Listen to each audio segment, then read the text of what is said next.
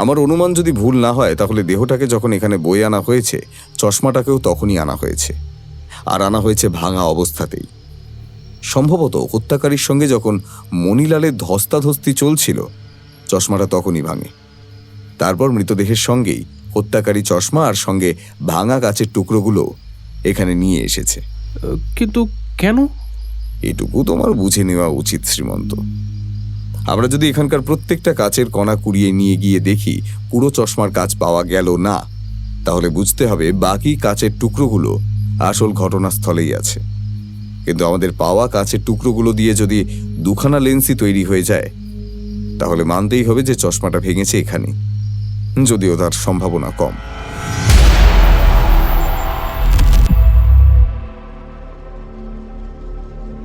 Hello everyone, আমি শুভ্রজ্যোতি, আর আপনারা শুনছেন থ্রিলার নাইট, বাংলা সাহিত্যের নতুন ঠিকানা। আজ আমাদের নিবেদন প্রখ্যাত সাহিত্যিক হেমেন্দ্র কুমার রায়ের লেখা উপন্যাস রহস্যের আলো ছায়া। গল্প পাঠে আজ রয়েছি আমি। মুখ্য ভূমিকায় রয়েছে ব্রতদীপ, নীল, দ্রোণবীর ও রনিত, এবং অন্যান্য চরিত্রে শুভজিৎ, উৎসব ও শান্তনু। তাহলে শুরু করা যাক।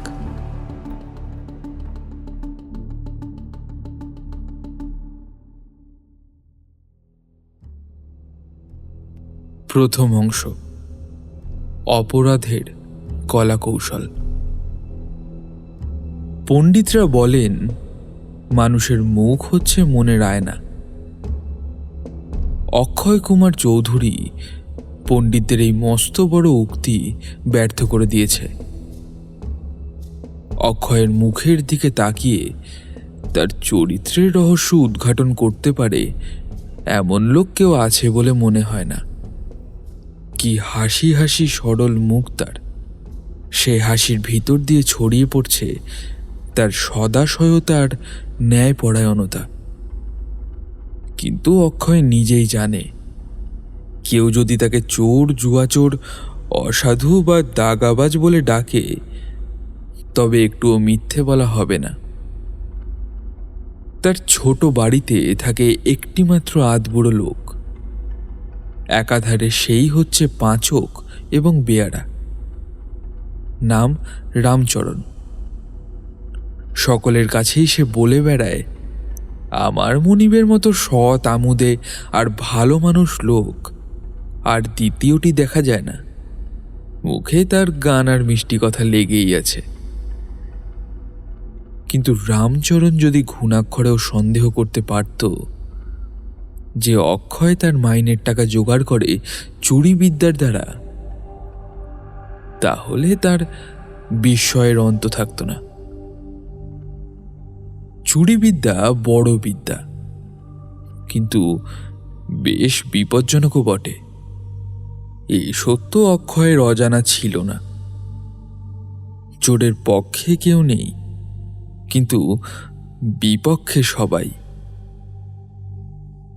অক্ষয় এও জানে যে মাথা খাটাতে আর অতি লোভ সামলাতে পারলে চুরি বিদ্যাও লাভজনক হতে পারে। অক্ষয় অতি লোভী নয়, তার মাথাও আছে, তার দলবল নেই, সে একাই চুরি করে। তার বিরুদ্ধে কেউ রাজসাক্ষী হয়ে দাঁড়াতে পারবে না। সে ঘন ঘন চুরি করে না, অনেক বুঝে সুঝে ফন্দি এঁটে মাঝে মাঝে চুরি করে। তারপর সেই চোরাই মাল বেচে যে টাকা পায়, তা নানান রকম বৈধ উপায় খাটায়। আমাদের অক্ষয় চৌধুরী ভারী হুঁশিয়ার লোক। পুলিশ পর্যন্ত তার কাছে হার মেনেছে। সে প্রকাশ্যে জহুরির কাজ করত, কিন্তু তার কোনো কোনো সমব্যবসায়ীর বিশ্বাস অক্ষয়ের কারবার নাকি চোরাই পাথর নিয়ে। তবে এ কেবল সন্দেহ মাত্র, কেউ তাকে হাতে নাতে ধরতে পারেনি। কাজেই অক্ষয় হাসি খুশি অম্লানি আছে আজ পর্যন্ত। সুবিধা পেলেই সে চোরাই হিরে পান্না মুক্তা নিয়ে কাজ গোছাতে ভোলে না। গল্পের আরম্ভেই দেখতে পাবেন অতি গুণধর অক্ষয় সান্ধ্যবায়ু সেবন করছে তার বাড়ির সামনের বাগানে। এটি একটি গ্রামের বাড়ি। গ্রামের আসল নাম এখানে বলবো না, আমরা সেটাকে চাঁদনগর নামে ডাকব। এখান থেকে কলকাতা খুব বেশি দূরে নয়। বাড়িতে অক্ষয় আজ একলা। রামচরণ ভিন গায়ে কি কাজে গেছে, ফিরবে অনেক রাতে। অক্ষয়কে যখন তখন হঠাৎ গ্রাম ছেড়ে যেতে হয়, তাই সে বাড়ির সদরের চাবি করেছিল দুখানা। একটা থাকতো তার নিজের কাছে, আর একটা থাকতো রামচরণের জিম্মায়। সে যখন বাড়ি আসতো তখন তার নিজের চাবি দিয়ে দরজা খুলে বাড়ির ভেতরে ঢুকত। আজও রামচরণ জেনেই গেছে যে রাত্রে বাড়ি এসে সে তার মনিবকে দেখতে পাবে না। অক্ষয়কে খানিক পরেই কলকাতায় যেতে হবে। উদ্দেশ্য খানকয় ছোট বড় হিরে বেচা। না, সেগুলোকে চোরাই বলে অক্ষয়ের মানহানি করব না, কিন্তু সে হিরেগুলো কোথায় আছে জানেন? তার জুতোর গোড়ালির ভেতরে। না, অবাক হওয়ার কিছুই নেই। অক্ষয়ের এক পাটি জুতোর গোড়ালি হচ্ছে দেরাজের পুঁচকে সংস্করণ। কৌশলে টানলে তার একটি অংশ টানার মতো বেরিয়ে আসে। এই উপায়ে পকেটমারের ও পুলিশের অন্যায় কৌতূহল জব্দ হয়। সন্ধ্যা, বাতাসে বন্য গন্ধ, অন্ধকারের গায়ে চুমকির মতো জোনাকি, চারিদিক নিঃসার। অক্ষয় বাইরে যাওয়ার পোশাক পরেই বেরিয়ে বেড়াচ্ছে। এখনো ট্রেনের সময় হয়নি। হঠাৎ একটু দূরে রাস্তায় পায়ের শব্দ শোনা গেল।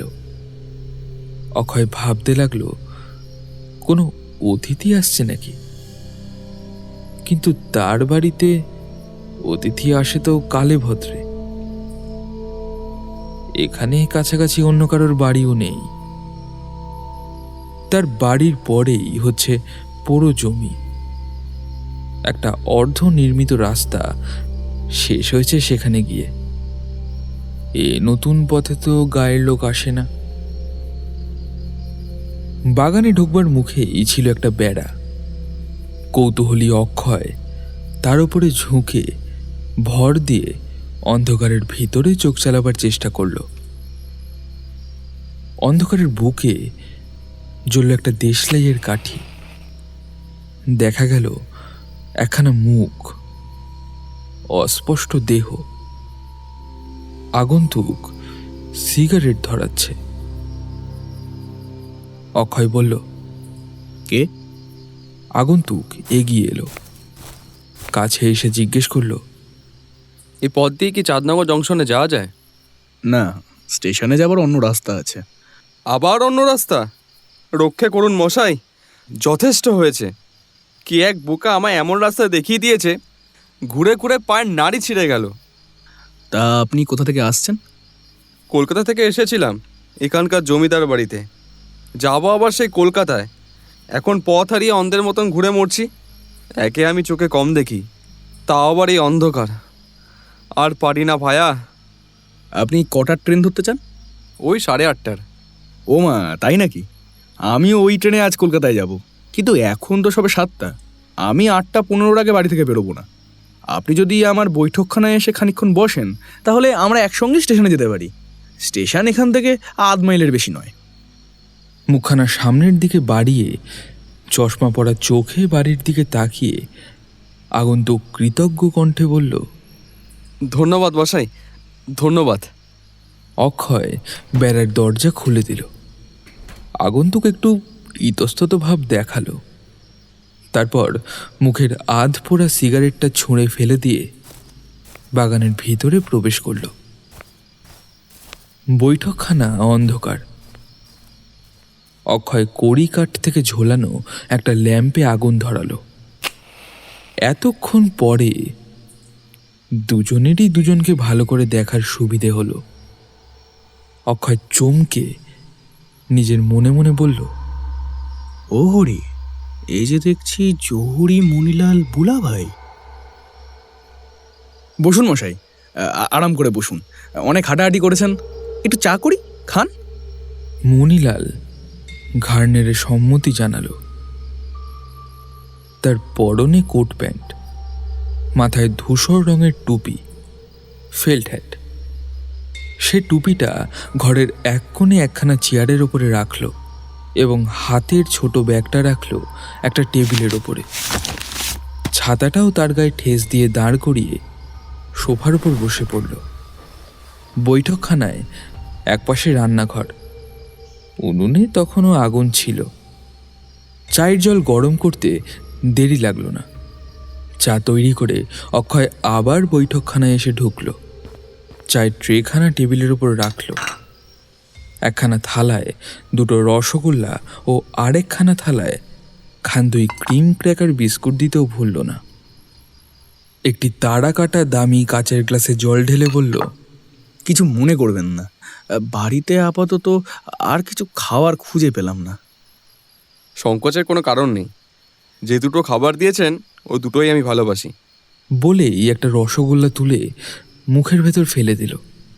মনিলাল যে কেন জমিদার বাড়িতে গিয়েছিল এ কথা জানবার জন্য অক্ষয়ের মনে আগ্রহ হলো, কিন্তু অক্ষয় এ সম্বন্ধে তাকে সরাসরি কোনো প্রশ্ন করতে ভরসা পেল না এবং মনিলালও প্রায় নীরবেই নিজের চা ও খাবার নিয়েই ব্যস্ত হয়ে রইল। অক্ষয় ভাবতে লাগলো, মনিলাল বুলাভাই হচ্ছে একজন নামজাদা জহুরি। সে যখন নিজে জমিদার বাড়িতে এসেছে তখন কাজটা নিশ্চয়ই জরুরি, কিন্তু কী রকম জরুরি? বোঝা গেছে, দিন দশেক পরেই জমিদারের একমাত্র মেয়ের বিয়ে। এত বড় ডাক সাইটে জমিদারের একমাত্র মেয়ের বিয়ে বলে কথা। না জানি কত হাজার টাকার জড়োয়া গহনা যৌতুক দেবে। মনিলাল নিশ্চয়ই রাশি রাশি হিরে চুন্নি পানার নমুনা নিয়ে এসেছে। ওর জামার আর ব্যাগের ভিতরে খুঁজলে পাওয়া যাবে হয়তো লক্ষপতির ঐশ্বর্য। অক্ষয় ছিঁচকে চোর নয়, তার মূল মন্ত্র মারিত গন্ডার লুটিত ভাণ্ডার। সোনাদানা সে অপছন্দ করে না বটে, কিন্তু হিরে পান্নার দিকেই ঝোঁক তার বেশি। হীরা পান্না বড় ভালো জিনিস, ভারী নয়, মস্ত নয়, হাতের মুঠোর ভিতরে লুকিয়ে রাখা যায়। অক্ষয় ভাবতে লাগলো, মনিলালের কাছে কত টাকার পাথর আছে। আজ ভারী শীত পড়েছে, কি বলেন? হ্যাঁ হ্যাঁ, আজ বেশ ঠান্ডা পড়েছে। অক্ষয় আবার ভাবতে লাগলো, কত টাকার পাথর আছে? 5,000, 10,000? তার চেয়েও বেশি। জমিদার যত টাকার পাথর কিনবেন তাকে দেখানোর জন্য মনিলাল নিশ্চয়ই তার বেশি টাকার জিনিসই এনেছে, নইলেও নিজে আসতো না। ওর কাছে বোধহয় 50,000 টাকার পাথর আছে। অক্ষয় কেমন অস্থির হয়ে উঠল। নিজের অস্থিরতা ঢাকবার জন্য বলল, আপনি ফুলের বাগান ভালোবাসেন? হ্যাঁ, মাঝে মাঝে পার্কে হাওয়া খেতে যাই, কলকাতায় থাকি তো। আবার সে বোবা, এইটাই স্বাভাবিক। অক্ষয় বুঝল মনিলাল বেশি কথা বলতে নারাজ। হাজার হাজার টাকার সম্পত্তি যে সঙ্গে নিয়ে ঘোরে, তার বেশি কথা না বলাই উচিত। ধরলাম ওর কাছে 50,000 টাকার পাথর আছে। 50,000 অর্থাৎ 8 লাখ টাকা। ও টাকায় কোম্পানির কাগজ কিনলে মাসে কত টাকা আয় হয়? আর তার সঙ্গে যদি আমার জমানো টাকা যোগ করি, তাহলে আর আমাকে চুরিচামারি করতে হয় না। সারা জীবন পায়ের ওপর পা তুলে বসে বসে খেতে পারবো। অক্ষয় একবার আর চোখে মনিলালের দিকে তাকিয়ে চট করে আবার নজর ফিরিয়ে নিল।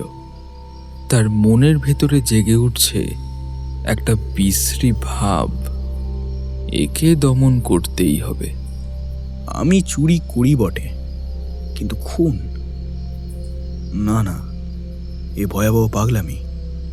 হ্যাঁ, একবার শ্যামবাজারেরও একটা পাহারাওয়ালাকে ছোড়া মারতে হয়েছিল, কিন্তু সে হচ্ছে তার নিজের দোষী। তার উপর হাটকোলার সেই বুড়োটা, তার মুখ বন্ধ না করলে উপায় ছিল না।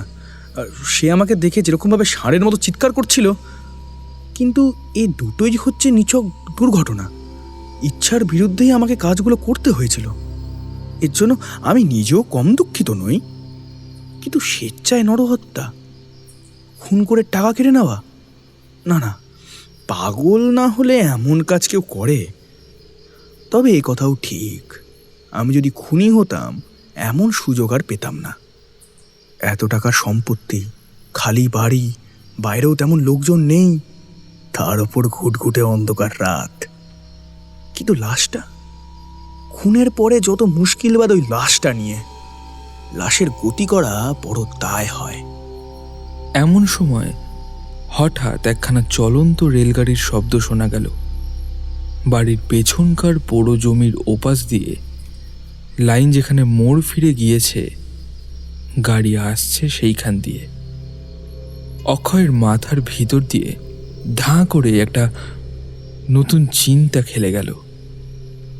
সেই চিন্তার সূত্র ধরে তার মৌন অগ্রসর হলো এবং তার দৃষ্টি স্থির হয়ে রইল মণিলালের দিকে। সে নিজের মনেই চায়ের পেয়ালায় চুমুক দিচ্ছে। অক্ষয়ের বুকের ভেতরটা কেমন যেন করে উঠল। সে তাড়াতাড়ি উঠে মণিলালের দিকে পিছন ফিরে দাঁড়িয়ে দেওয়ালের বড় ঘড়িটার দিকে তাকিয়ে রইল খানিকক্ষণ। তার মন যেন বলল, শিগগিরই বাড়ি থেকে পালিয়ে যা।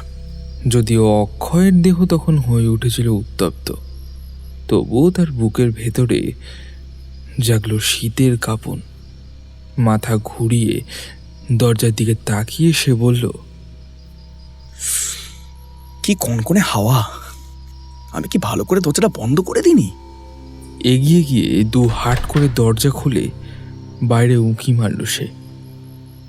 তার ইচ্ছে হলো দৌড়ে খোলা বাতাসের কোলে গিয়ে পড়ে, একেবারে রাস্তায় গিয়ে দাঁড়ায়। এই আকস্মিক খ্যাপামির কবল থেকে যেন সে মুক্তি লাভ করে। বাইরের অন্ধকারের দিকে চেয়ে সে বলল, ভাবছি এইবার স্টেশনের দিকে পা চালালে কেমন হয়। মণিলাল চায়ের ফাঁকা কাপটা রেখে দিয়ে মুখ তুলে বলল, আচ্ছা, আপনার ঘড়ি কি ঠিক? অক্ষয় যেন অনিচ্ছা সত্ত্বেও ঘাড় নেড়ে জানালো, হ্যাঁ। আচ্ছা, স্টেশনে পৌঁছাতে কতক্ষণ লাগবে? বড় জোর 10 মিনিট। ও, এই তো সবে 7:20, এখনো 1 ঘন্টারও বেশি সময় আছে। বাইরের ঠান্ডায় অন্ধকারের চেয়ে ঘর ঢের ভালো। হয়তো তাড়াতাড়ি করার দরকার আছে কি? না, তা নেই। অক্ষয়ের কণ্ঠস্বর খানিক খুশি খানিক বিষাদ মাখা। আরও খানিকক্ষণ সে সেইখানেই দাঁড়িয়ে রইল, তারপর দরজা বন্ধ করে দিল নিঃশব্দে।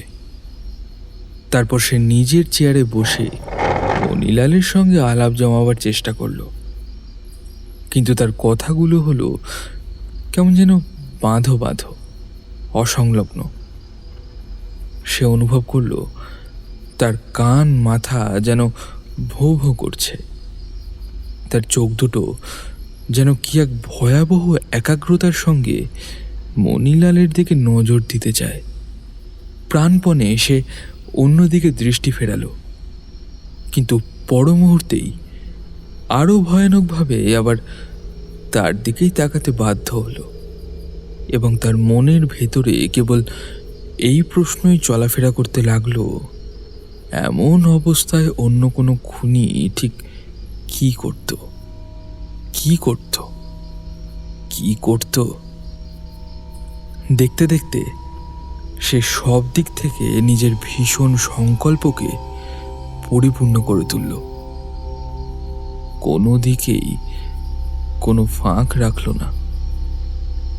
তার মনে জাগলো অস্বস্তি। মণিলালের দিকে তীব্র দৃষ্টি রেখেই সে চেয়ার ছেড়ে উঠে দাঁড়ালো। ভয় অনুভব করল। তার মনের ঝোঁকটা ক্রমেই মাত্রা ছাড়িয়ে উঠছে। না না, এখানে বসে থাকলে সে হঠাৎ নিজের ওপর সমস্ত নিয়ন্ত্রণ হারিয়ে ফেলবে এবং তারপরই যা হতে পারে সেটা ভাবতেই অক্ষয়ের সমস্ত শরীর আতঙ্কে শিউরে উঠল। কিন্তু সেই সঙ্গে রত্নের পুঁজি হাতাবার জন্যে তার হাত যেন নিষ্পিস করতে লাগলো। হাজার হোক, অক্ষয় অপরাধী ছাড়া আর কিছুই নয়। এই সব কাজেই অভ্যস্ত। সে হচ্ছে খানিকটা ওই শিকারী বাঘ। সৎপথে কোনোদিন অর্থ উপার্জন করেননি। তার স্বাভাবিক প্রবৃত্তি হিংস্র। সুতরাং এমন সহজলভ্য ঐশ্বর্যকে ত্যাগ করার মতো প্রবৃত্তি তার হতেই পারে না। এত হিরে পান্না তার হাতের কাছে এসেও হাত ছাড়িয়ে যাবে, এই সম্ভাবনা অক্ষয়ের মনকে ক্রমেই বেপরোয়া করে তুলতে লাগলো। এই বিষম লোভের নাগাল থেকে বেরিয়ে যাওয়ার জন্যে সে স্থির করল আরেকবার শেষ চেষ্টা করবে। যতক্ষণ না ট্রেনের সময় আসে ততক্ষণ মণিলালের সামনে এসে থাকবে না। অক্ষয় বলল, আমি জামা জুতো কাপড় একটু বদলে আসি, বুঝলেন? যেরকম ঠান্ডা পড়েছে এই পোশাকে বাইরে যাওয়া উচিত নয়। হ্যাঁ, নিশ্চয়ই। এই ঠান্ডায় বাইরে গেলে অসুখ হতে পারে। বৈঠকখানায় একপাশে ছিল একটি দালান। ঘর থেকে বেরিয়ে অক্ষয় সেইখানেই গিয়ে দাঁড়ালো। তার জামা কাপড় বদলাবার দরকার নেই, ওটা বাজে অজুহাত মাত্র। তবুও সে আলনার কাছে গিয়ে অকারণেই পোশাক বদলাতে লাগলো। ভাবলো এইখানে দাঁড়িয়েই সে বাকি সময়টা কাটিয়ে দেবে। সে একটা দীর্ঘশ্বাস ফেলল, কেমন যেন অস্বস্তির। ও ঘর হচ্ছে অভিশপ্ত, ওখানকার বাতাস বিষাক্ত। ওখান থেকে পালিয়ে এসে বাঁচলাম, নইলে এখনই হয়তো কি করে ফেলতাম। এখানে থাকলে লোভ আর আমাকে আক্রমণ করতে পারবে না। হয়তো সময় পেরিয়ে যাচ্ছে বলে মণিলাল নিজেই চলে যাবে। হ্যাঁ, সে একলা চলে গেলেই খুশি হই, তাহলে সব আপদ চুকে যায়। অন্তত এই ভীষণ সুযোগ আর সম্ভাবনার দায় থেকে আমি রেহাই পাই। একজোড়া নতুন জুতো পরতে পরতে অক্ষয় ধীরে ধীরে মাথা তুলল। খোলা দরজার দিকে পেছন ফিরে বসে আছে মণিলাল। কাগজ আর তামাক দিয়ে আপন মনে সে নতুন সিগারেট পাকাচ্ছে। অক্ষয় আবার দীর্ঘশ্বাস ফেলল। তার জুতো পরা হলো না। মণিলালের পিঠের দিকে একদৃষ্টে তাকিয়ে সে মূর্তির মতো স্থির হয়ে রইল। তারপর দৃষ্টি না ফিরিয়েই পা থেকে জুতো জোড়া খুলে ফেলল। অক্ষয় আবার দীর্ঘশ্বাস ফেলল। মণিলাল নিশ্চিন্তভাবে সিগারেট পাকিয়ে তামাকের রবারের থলিটা পকেটের ভেতরে রেখে দিল। তারপর জামার উপর থেকে তামাকের গুঁড়ো ছেড়ে ফেলে দেশলাই বার করল। আচম্বিতে কি এক প্রবল ঝোঁকের তাড়নায় অক্ষয় চট করে দাঁড়িয়ে উঠল এবং চোরের মতন গুঁড়ি মেরে পা টিপে টিপে বৈঠকখানার ভেতরে গিয়ে ঢুকল। তার পায়ে এখন জুতো নেই, সুতরাং কোনো শব্দ হলো না। বিড়ালের মতো চুপি চুপি সে এগিয়ে চলল তার লক্ষ্য ধরে। তার মুখ চকচকে, তার দুই চোখ উজ্জ্বল ও বিস্ফারিত। মণিলাল দেশলাই জেলে সিগারেট ধরালো এবং তারপর ধূমপান করতে লাগলো। ধাপে ধাপে নিঃশব্দে অক্ষয় গিয়ে দাঁড়ালো একেবারে মণিলালের চেয়ারের পেছনে।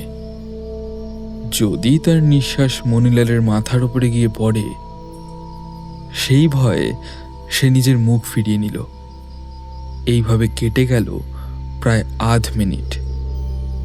সে যেন সাক্ষাৎ হত্যার মূর্তি, বলির জিভের দিকে তাকিয়ে আছে জলজলে চোখে। খোলা মুখের ভেতর দিয়ে দ্রুত শ্বাস প্রশ্বাস বইছে নীরবে। দুই হাতের আঙুলগুলো যেন ধড়ফড় করছে বহুমুখ সাপের মতো। তারপর আবার তেমনি নিঃশব্দেই অক্ষয় ফিরে গেল দালানের দিকে। একটা গভীর নিঃশ্বাস ফেলল। একটু হলেই হয়েছিল আর কি। মণিলালের জীবন ঝুলছিল এক গাছা সরু সুতোর ডগায়। সত্যি কথা বলতে কি, আমি যখন চেয়ারের পেছনে গিয়ে দাঁড়িয়েছিলাম, তখন যদি আমার হাতে কোনো অস্ত্র থাকতো, একটা হাতুড়ি বা একখানা পাথর। হঠাৎ অক্ষয়ের চোখ পড়ল দালানের কোণে। সেখানে দেওয়ালের কোণে দাঁড় করানো রয়েছে একটা লোহার গরাদ। বাড়ির জানলা থেকে এটা কবে খুলে পড়েছিল। চাকর রামচরণ এখানে এনে রেখেছিল। 1 মিনিট আগে যদি এটাই আমার হাতে থাকতো। অক্ষয় লোহার গরাদটা তুলে নিল, হাতের ওপরে রেখে তার ভার পরীক্ষা করল। এটা তো রীতিমতো একটা অস্ত্র। ব্যবহার করার সময় বন্দুক বা রিভলভারের মতো চিৎকার করে পারা জাগায় না। আমার কার্যসিদ্ধির জন্য এটাই যথেষ্ট। কিন্তু না, এসব কথা নিয়ে মাথা ঘামানো ভালো না। এটাকে যথাস্থানেই রেখে দিই। কিন্তু লোহার ডান্ডা সে আবার যথাস্থানে রেখে দিল না। উকি মেরে দেখল মণিলাল তখনও সেইভাবেই সিগারেট টানছে। আবার অক্ষয়ের ভাব পরিবর্তন হলো। আবার তার মুখ হয়ে উঠল রাঙা টকটকে। গলার উপরে ফুটে উঠল একটা শিরা। পায়ে পায়ে আবার সে এগিয়ে এলো বৈঠকখানার ভেতরে। মণিলালের চেয়ার থেকে কিছু দূরে দাঁড়িয়ে এসে মাথার উপরে তুলল তার ওই লোহার ডান্ডা। আর সাথে সাথে একটা অস্পষ্ট শব্দ হলো। ডান্ডাটা যখন নিচে নামছে, মণিলাল হঠাৎ ঘুরে দেখল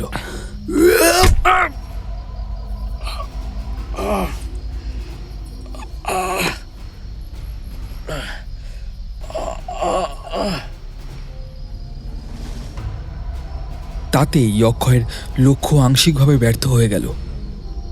ডান্ডাটা মণিলালের মাথার উপরে না পড়ে একপাশ ঘেঁষে নেমে গেল একটা অপেক্ষাকৃত সামান্য রকম আঘাত দিয়ে।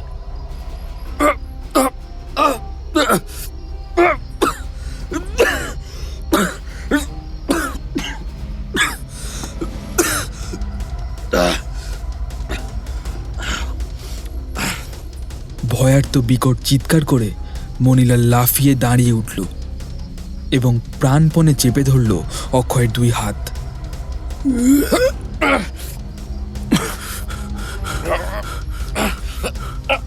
তারপর আরম্ভ হলো ভীষণ ধস্তাধস্তি।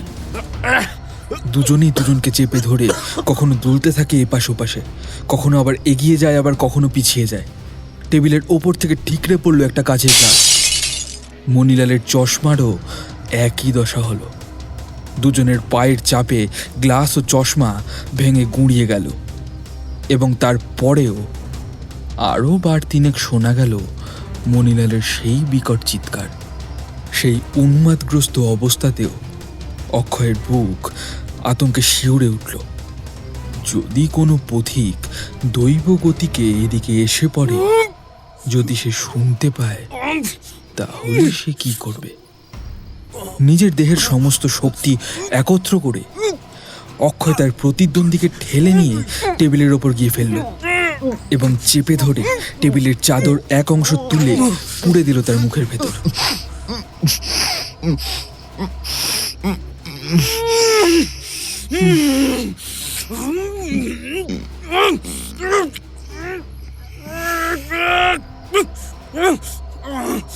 এইভাবে তারা নিশ্চল হয়ে রইল প্রায় 2 মিনিট। সে এক ভয়াবহ নাটকীয় দৃশ্য। দেখতে দেখতে মণিলালের দেহ এলিয়ে পড়ল। ক্রমে তার মাংসপেশির সমস্ত স্পন্দন থেমে গেল। তখন অক্ষয় তাকে ছেড়ে দিল। মণিলালের প্রাণহীন দেহটা মাটির ওপরে এলিয়ে পড়ল। যা হবার তা হয়েই গেল। এতক্ষণ যে সম্ভাবনাকে অক্ষয় ভয় করছিল তা এখন পরিণত হলো নিশ্চিত সত্যে। যাক, এই বিষয় নিয়ে তার অনুতাপ করা মিথ্যে। অক্ষয় দাঁড়িয়ে দাঁড়িয়ে হাঁপাতে লাগলো। শীতকালেও সে ভীষণ ঘেমে উঠেছে। রুমাল দিয়ে কপালের ঘাম মুছে ঘড়ির দিকে তাকালো সে। সবে 7:30। এই মিনিটের মধ্যে এত বড় কাণ্ড ঘটে গেল। ট্রেন আসবে 8:30। হাতে সময় আছে আর মাত্র 1 ঘন্টা। এর মধ্যেই যা করার বাকি সমস্ত কাজ শেষ করে ফেলতে হবে। অবশ্য 1 ঘন্টা সময় নিতান্ত অল্প নয়। অক্ষয়ের ভাবভঙ্গি এখন শান্ত। তার একমাত্র দুর্ভাবনা মণিলালের চিৎকার কেউ শুনতে পেয়েছে কিনা। কেউ যদি না শুনে থাকে তাহলে তাকে আর পায় কে। সে হেঁট হয়ে মৃত ব্যক্তির দাঁতের ভেতর থেকে টেবিল ক্লথখানা আস্তে আস্তে টেনে বার করে নিল। তারপর তার জামা কাপড় খুঁজতে আরম্ভ করল। বেশিক্ষণ লাগলো না যা খুঁজছিল তা পেতে। একটি ছোট চামড়ার বাক্সের ভিতরে আলাদা আলাদা কাগজের মোড়কে রয়েছে হিরে, চুনি, পান্না, মুক্তের মতো আরও অনেক দামি জিনিস।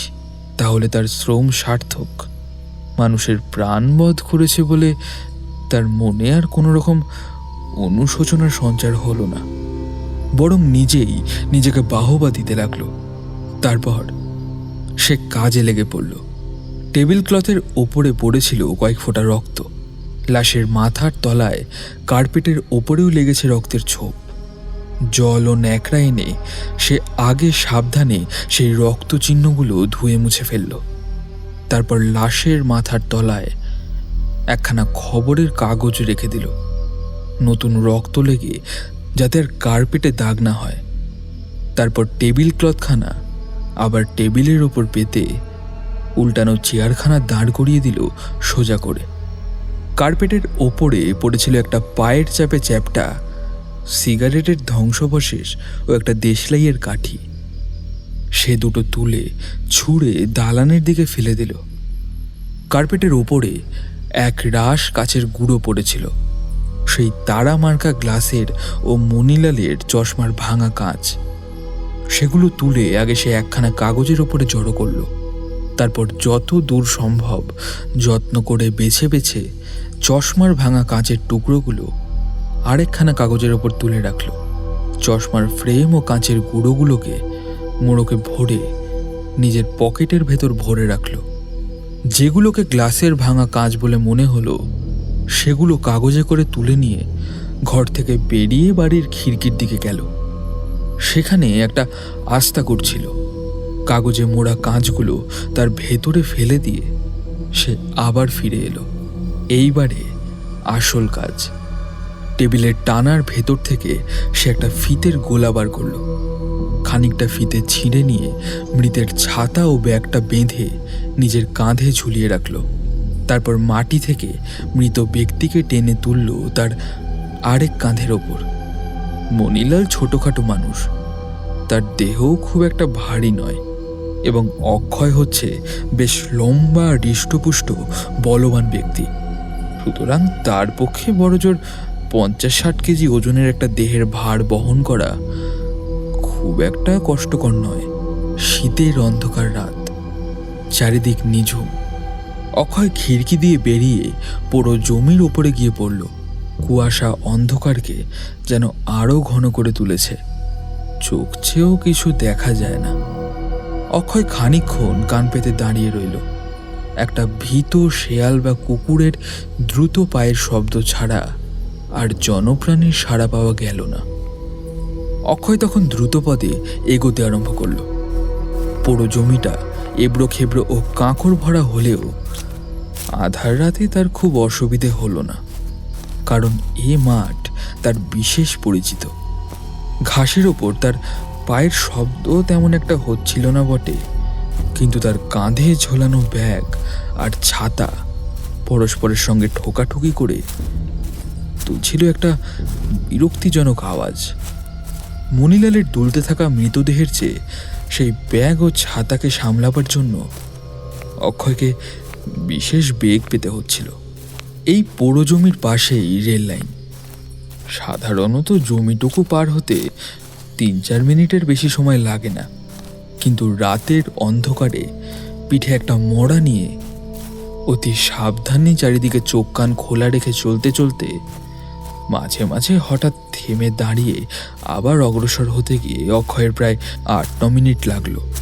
তারপর পাওয়া গেল রেল লাইনের তারের বেড়া। আবার সে চুপ করে দাঁড়িয়ে রইল খানিকক্ষণ। তার সন্দিগ্ধ দৃষ্টি খুঁজতে লাগলো কোনো জীবন্ত ছায়া, তার কান খুঁজতে লাগলো কোনো জীবনের সাড়া। না, কিছুই নেই, খালি অন্ধকার আর নীরবতা। হঠাৎ দূর থেকে জেগে উঠল চলন্ত রেলগাড়ির চাকার গড়গড় আওয়াজ, তারপর অতি তীব্র বাঁশির চিৎকার। অক্ষয় সজাগ হয়ে উঠল। আর দেরি করা যাবে না। সে তাড়াতাড়ি তারের বেড়া পার হলো। তারপর যেখানটায় লাইন বেঁকে মোড় ফিরেছে সেইখানে গিয়ে দাঁড়ালো। লাশটাকে কাঁধ থেকে নামিয়ে মাটির ওপরে এমনভাবে উপুড় করে রাখলো যাতে দেহের গলাটা পড়ে ঠিক লাইনের ওপরে। তারপর সে পকেট থেকে ছুরি বার করে ছাতা ও ব্যাগের ফিতে কেটে ফেলল। ছাতা ও ব্যাগটাকে রাখলো ঠিক লাশের পাশে। সযত্নে ফিতেটাকে আবার পকেটে পুরল। লাইনের কাছে পড়ে রইল কেবল ফিতের ফাঁসটুকু। সেটা তার চোখ এড়িয়ে গেল। গাড়ির শব্দ কাছে এগিয়ে এসেছে। এটা নিশ্চয়ই মালগাড়ি। অক্ষয় তাড়াতাড়ি পকেট থেকে কাগজের মোড়কটা বার করল, চশমার তোবড়ানো ফ্রেমটা রেখে দিল মৃতের মাথার পাশে এবং কাঁচের টুকরোগুলো ছড়িয়ে দিল তার চারপাশে। ইঞ্জিনের ধোঁয়ার ভোঁস ভোঁস শব্দ শোনা যাচ্ছে খুব কাছে। অক্ষয়ের ইচ্ছে হলো সেইখানে দাঁড়িয়ে থাকে। সে স্বচক্ষে দেখে যাবে যবনিকা পতনের আগে এই বিয়োগান্ত নাটকের শেষ দৃশ্যটা, কেমন করে নরহত্যা পরিণত হয় আত্মহত্যা বা দুর্ঘটনায়। কিন্তু না, এখানে তার উপস্থিতি একদম নিরাপদ নয়। তাহলে হয়তো অদৃশ্য হওয়ার আগে কেউ তাকে দেখে ফেলবে। চটপট সে আবার বেড়া পার হলো।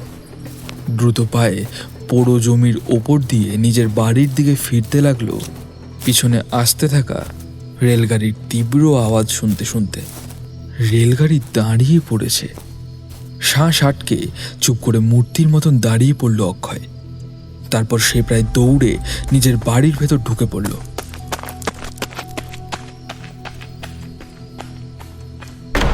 নীরবে দরজা বন্ধ করে খিল লাগিয়ে দিল। সে ভয় পেয়েছে। ব্যাপার কি? গাড়ি দাঁড়িয়ে পড়ল কেন? নিশ্চয়ই লাশটা আবিষ্কার হয়েছে। কিন্তু এখন কি হচ্ছে ওখানে? ওরা কি তার বাড়িতে আসবে? রান্নাঘরের কাছে দাঁড়িয়ে সে কান পেতে শুনতে লাগলো। হয়তো এখনই কেউ এসে তার দরজার কড়া নাড়বে। বৈঠকখানে ঢুকে পড়ে সে ব্যস্তভাবে তাকিয়ে দেখল চারিদিক। সমস্তই বেশ গোছালো, কিন্তু লোহার ডান্ডাটা এখনো ঘরের মেঝেই পড়ে আছে। সে ডান্ডাটা তুলে নিয়ে ল্যাম্পের আলোয় পরীক্ষা করে দেখল। তার ওপরে কোনো রক্তের দাগ নেই, কেবল 2-1 গাছা চুল লেগে আছে। রেলগাড়ির ব্যাপারটা ভাবতে ভাবতে অন্যমনস্কের মতন সে টেবিল ক্লথ দিয়ে ডান্ডাটা মুছে ফেলল। সেটাকে নিয়ে আবার বাড়ির পিছন দিকে দৌড়ে গেল। পাঁচিলের ওপর দিয়ে ডান্ডাটাকে ছুঁড়ে ফেলে দিল পোড়ো জমির বিচুটি ঝোপের ভেতরে। ডান্ডাটার ভেতরে তাকে ধরিয়ে দেওয়ার মতন এমন কোনো প্রমাণ ছিল না, কিন্তু সেটাকে অস্ত্র হিসেবে ব্যবহার করা হয়েছে বলেই অক্ষয়ের চোখে তা ভয়াবহ হয়ে উঠেছিল। সে বুঝল এইবার তার স্টেশনের দিকে যাওয়া উচিত। যদিও এখনো গাড়ির সময় হয়নি, তবুও তার আর বাড়ির ভেতরে থাকতে ভরসা হলো না। সে চায় না এখানে এসে কেউ তাকে দেখতে পাক। অক্ষয় তাড়াতাড়ি বাইরে বেরোবার আয়োজন সেরে নিল।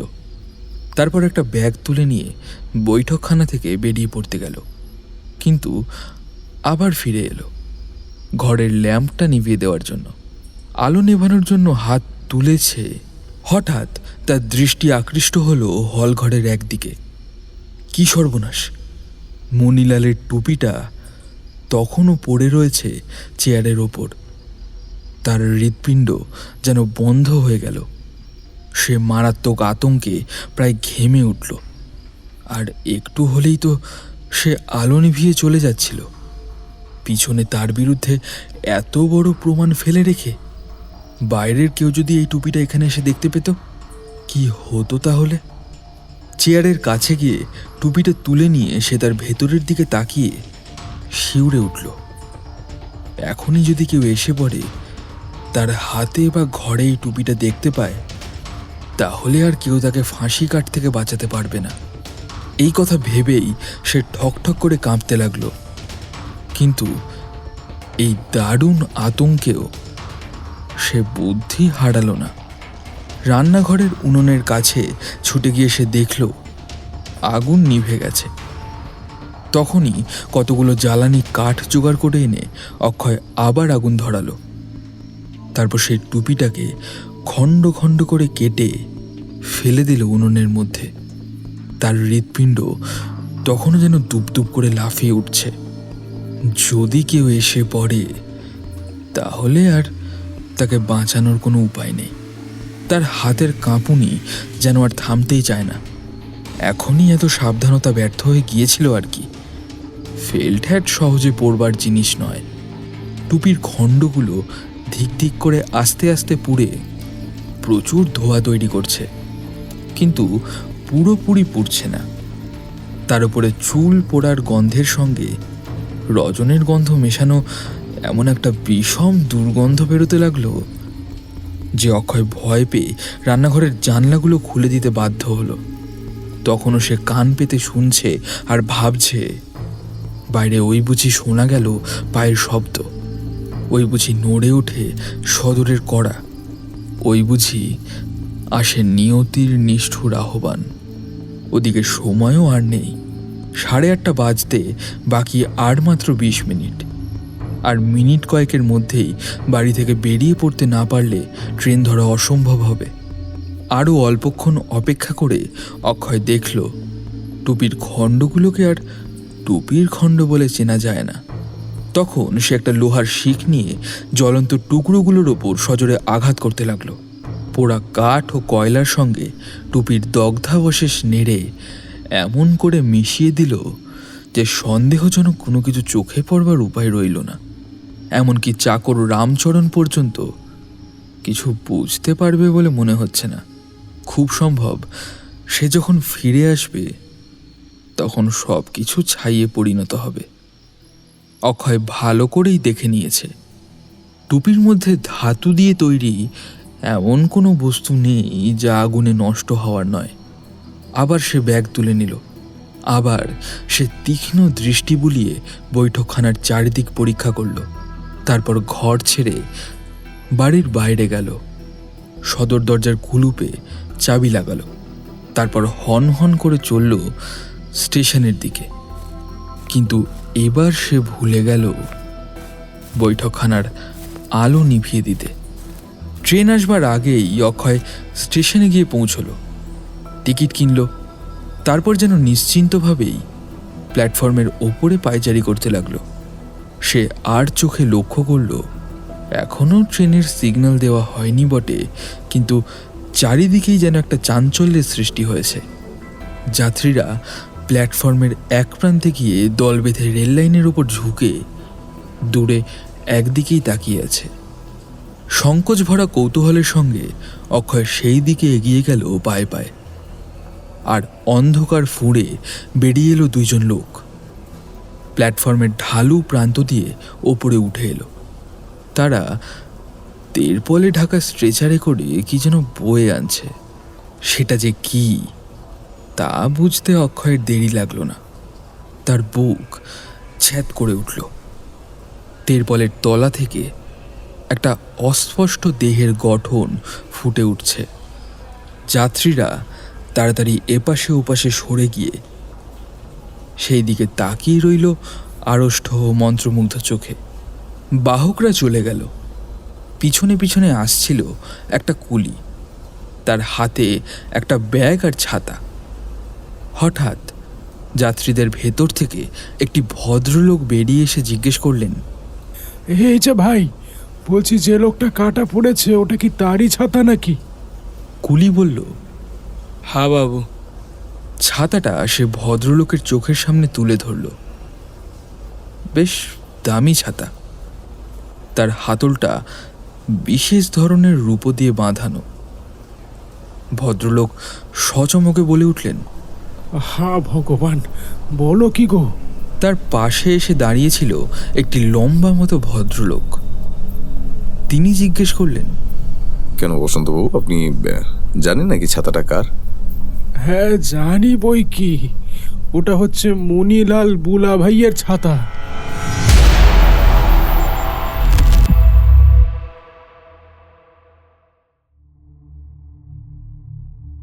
দ্বিতীয় অংশ, অপরাধ আবিষ্কারের কলা কৌশল। ডাক্তার দিলীপ চৌধুরীর এত নামডাক শুধু ডাক্তারের জন্য নয়, তিনি সুবিখ্যাত রসায়ন তত্ত্ববিদ তথা ফরেন্সিক এক্সপার্ট। এবং তার আসল খ্যাতির কারণ, বিজ্ঞানের সাহায্যে বিচিত্র উপায়ে তিনি বহু কঠিন ও রহস্যপূর্ণ পুলিশ কেসের কিনারা করেছেন। এবং শ্রীমন্ত সেন হচ্ছেন তার বিশেষ বন্ধু ও নিত্যসঙ্গী। গল্পের পরবর্তী অংশ শ্রীমন্ত সেনের ডায়েরি থেকে তুলে দেওয়া হলো।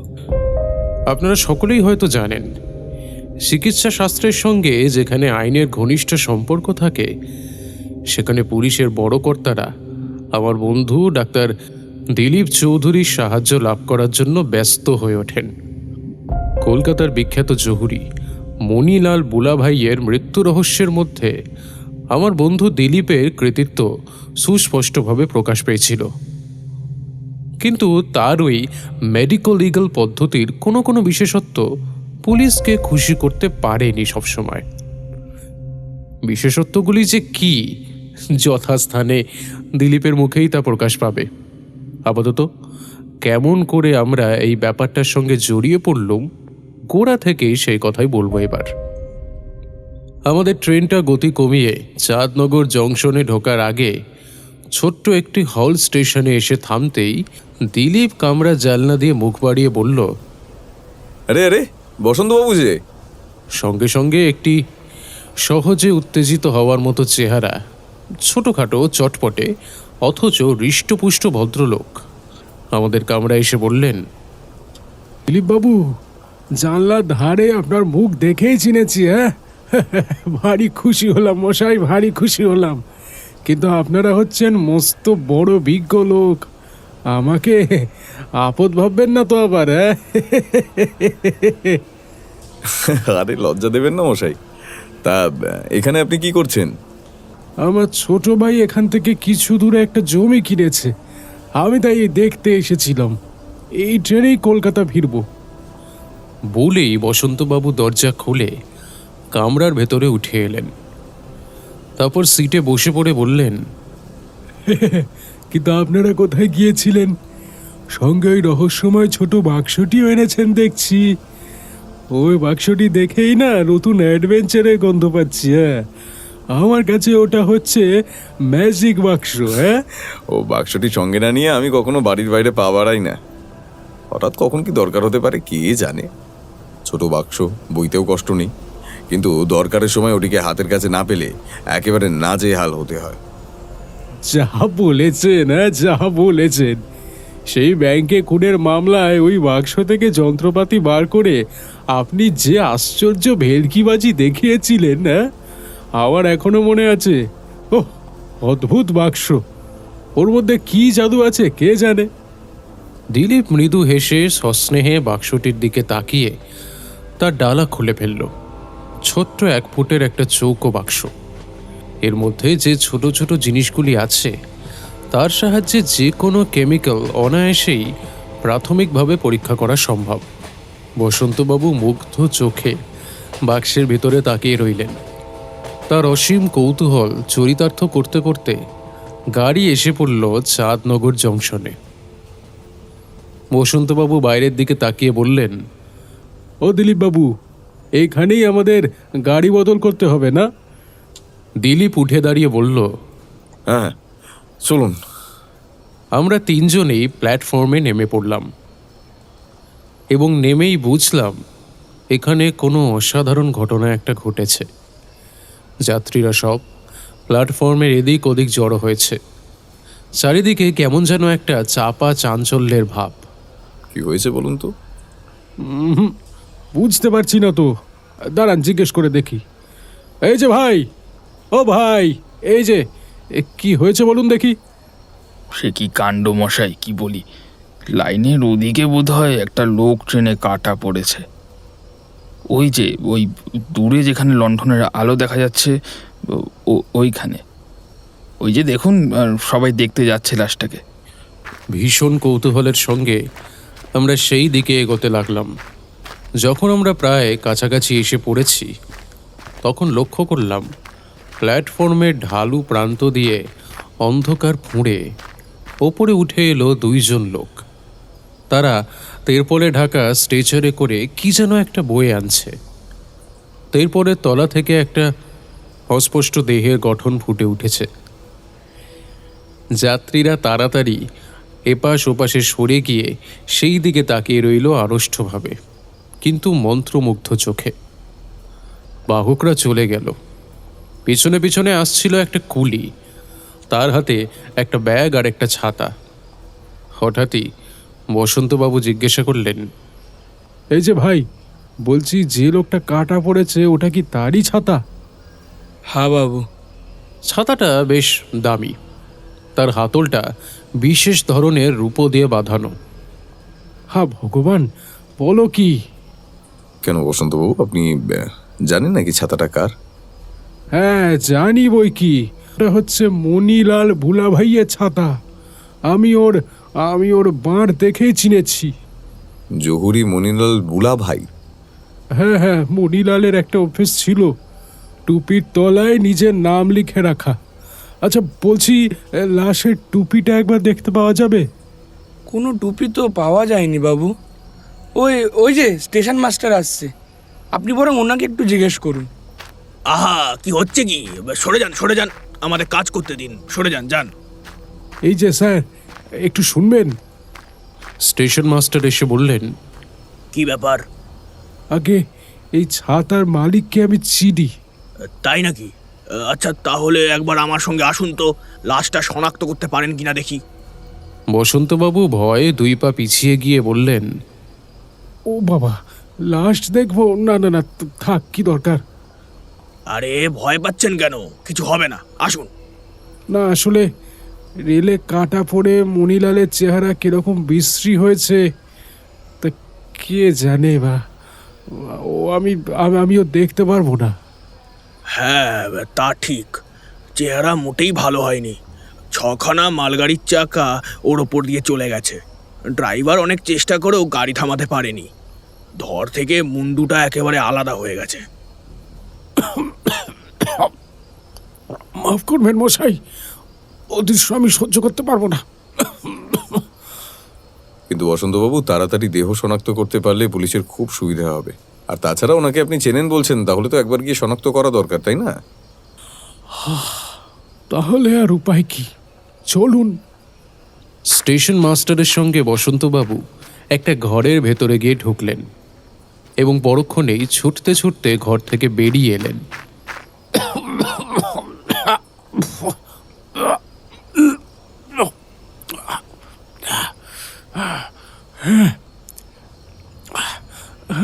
মণিলাল বুলা ভাই বটে। ভয়ানক, কি ভয়ানক! চোখে দেখা যায় না। আচ্ছা, মনিলালের সঙ্গে কোনো দামি পাথর টাথর ছিল? দামি পাথর থাকতেই পারে, কিন্তু আমি ঠিক করে কিছু বলতে পারছি না। তবে মণিলালের কর্মচারীরা নিশ্চয়ই বলতে পারবে। আমার একটা কথা বলার আছে, দিলীপবাবু, রাখবেন আমার একটা কথা? হ্যাঁ বলুন। যদি আপনার কাছে সময় থাকে, এই মামলাটার দিকে একটু লক্ষ্য করবেন। মনিলাল আমার বিশেষ বন্ধু ছিল। বেশ, তাই হবে। আমার হাতে আজ আর কোনো কাজ নেই। আমি না হয় কাল সকালেই কলকাতায় ফিরবো। শ্রীমন্ত, তোমার অসুবিধা হবে? না না, ধন্যবাদ দিলীপবাবু, আমি তাহলে আসি। হ্যাঁ, গাড়ি বাঁশি দিল, এক্ষুনি ছেড়ে দেবে। কালকে দেখা হলে বাকিটা বলবো, কেমন? বেশ, আশা করি কালকেই আপনি সব খবর পেয়ে যাবেন। হঠাৎ খেয়াল করলাম একজন লোক আমাদের প্রায় কাছে ঘেঁষে দাঁড়িয়ে আমাদের কথাবার্তা শুনছিল। দিলীপের মুখের দিকে সে একবার উৎসুক চোখে তাকালো, তারপরই যেন অনিচ্ছা সত্ত্বেও বসন্তবাবুর পেছনে পেছনে কলকাতার গাড়ির দিকে অগ্রসর হলো। লোকটাকে দেখলে দিলীপ? কেমন অদ্ভুতভাবে আমাদের কথা শুনছিল। কিন্তু এখন ওসব ভাবার সময় নেই। চলো একবার স্টেশন মাস্টারের সঙ্গে কথা বলে আসি। হ্যাঁ চলো।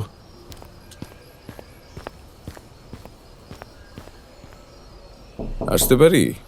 হ্যাঁ আসুন, বলুন কি দরকার। নমস্কার, আমি ডক্টর দিলীপ চৌধুরী, একজন পেশাদার গোয়েন্দা। আমার বন্ধু বসন্তবাবু লাশটা শনাক্ত করেছেন এবং তিনি আমাকে এই কেসে তদন্ত করার জন্য অ্যাপয়েন্ট করে গেছেন। অবশ্য পুলিশ না আসা পর্যন্ত আমি কিছুই করব না। পুলিশে খবর দেওয়া হয়েছে তো? হ্যাঁ, পুলিশ খুব শীঘ্রই এসে পড়বে। তারা এলে আমি আপনার কথা তাদের জানাবো। আপনারা বরং ততক্ষণ ওই বাইরে গিয়ে অপেক্ষা করুন। ধন্যবাদ। চলো শ্রীমন্ত। আমি আর দিলীপ প্ল্যাটফর্মে পায়চারি করতে লাগলাম। দিলীপ একখানা সিগারেট ধরিয়ে বলল, কি শ্রীমন্ত, কিছু বুঝলে? কি? এই ধরনের মামলায় 3 রকম ব্যাখ্যা থাকে। 1, দৈব দুর্ঘটনা অর্থাৎ নিছকই অ্যাক্সিডেন্ট। 2, আত্মহত্যা, আর না হয় হত্যা। আর এই 3 রকম তথ্যের সিদ্ধান্ত থেকেই আমাদের একটা মীমাংসায় এসে পৌঁছতে হবে। আপাতত আমরা যে সাধারণ তথ্যটুকু জানতে পেরেছি তা হচ্ছে এই মৃত ব্যক্তি একজন জহুরি। নিজের ব্যবসার জন্যই যে সে এই জায়গায় এসেছিল এটুকু আমরা ধরে নিতেই পারি। হয়তো তার সঙ্গে ছিল দামি দামি পাথর। এই তথ্য হচ্ছে আত্মহত্যার বিরোধী। তার মানে হয়তো এর মধ্যে হত্যাকারীর হাত থাকলেও থাকতে পারে। তারপর প্রশ্ন ওঠে, এটা দৈব দুর্ঘটনা কিনা। তাহলে জানতে হবে যেখানে দেহ পাওয়া গেছে সেখানে কোনো লেভেল ক্রসিং বা লাইনের কাছে কোনো রাস্তা আছে কিনা, কিংবা ঘটনাস্থলে মৃত ব্যক্তির আকস্মিক উপস্থিতির কোনো সঙ্গত কারণ আছে কিনা। এসব তথ্য এখনো আমরা জানতে পারিনি। আচ্ছা, যে কুলিটা ছাতা আর ব্যাগ নিয়ে আসছিল তাকে জিজ্ঞাসা করলেই তো পারো। ওই দেখো একদল লোকের সামনে দাঁড়িয়ে সে খুব সম্ভবত আজকের ঘটনাটাই বর্ণনা করছে। একবার দেখবে নাকি? হ্যাঁ চলো দেখা যাক ও কি বলে। আমরা কুলিটার কাছে গিয়ে দাঁড়ালাম। সত্যি সত্যিই সে গল্পের ভার নামানোর জন্য অতিশয় উৎসুক হয়ে উঠেছে। দিলীপ জিজ্ঞাসা করলো, আচ্ছা ব্যাপারটা কেমন করে ঘটলো বলতে পারো? আগে ড্রাইভার যা বললো তাই বলছি বাবু। ওখানে এক জায়গায় লাইনটা বেঁকে গিয়েছে। মালগাড়ি যখন সে বাঁকের মুখে এসে পড়ে, ড্রাইভার তখন হঠাৎ দেখতে পায় লাইনের উপরে কি যেন পড়ে আছে। সে তখনই বাষ্প বন্ধ করে দেয়, বাঁশি বাজায় আর ব্রেক কষে। কিন্তু জানেন তো বাবু, এত তাড়াতাড়ি মালগাড়ি থামানো সোজা ব্যাপার নয়। থামবার আগেই 6খানা গাড়ি লোকটার উপর দিয়ে গড়গড় করে চলে যায়। আচ্ছা লোকটা কিভাবে শুয়েছিল? ড্রাইভার সেই কথা কিছু বলেছে? আগে হ্যাঁ, গাড়ির আলো এসে পরিষ্কার দেখতে পেয়েছে লোকটা লাইনের উপর গলা দিয়ে উপুর হয়ে পড়েছিল। লোকটা ইচ্ছে করেই প্রাণ দিয়েছে বাবু। আহারে। আচ্ছা সেখানে কোনো লেভেল ক্রসিং ছিল? না বাবু, সেখানে কোনো রাস্তাও ছিল না। লোকটা নিশ্চয়ই মাঠের ভেতর দিয়ে এসে তারের বেড়া টপকে লাইনের ওপর এসে গলা দিয়েছে। এত কথা তুমি জানলে কি করে? আগে স্টেশন মাস্টার আমাকে বলেছেন। বেশ। দিলীপের সঙ্গে আমি ফিরে এসে একখানা বেঞ্চির ওপরে বসে পড়লাম। দিলীপ বলল, একদিক দিয়ে লোকটার কথা ঠিক, এটা অ্যাক্সিডেন্ট নয়। তবে লোকটা যদি রাতকানা, কালা বা নির্বোধ হতো তাহলে হয়তো বেড়া ডিঙিয়ে লাইনে নেমে মারা পড়তেও পারত। কিন্তু মনিলাল বুলাভাই সে শ্রেণীর লোক নয়। মনিলাল লাইনের উপরে গলা দিয়ে শুয়েছিল। এ থেকেও আমরা দু একটা বিষয় অনুমান করতে পারি। হয় সে স্বেচ্ছায় আত্মহত্যা করেছে, নয় মৃত বা অজ্ঞান অবস্থাতেই তার দেহ পড়েছিল লাইনের ওপরে।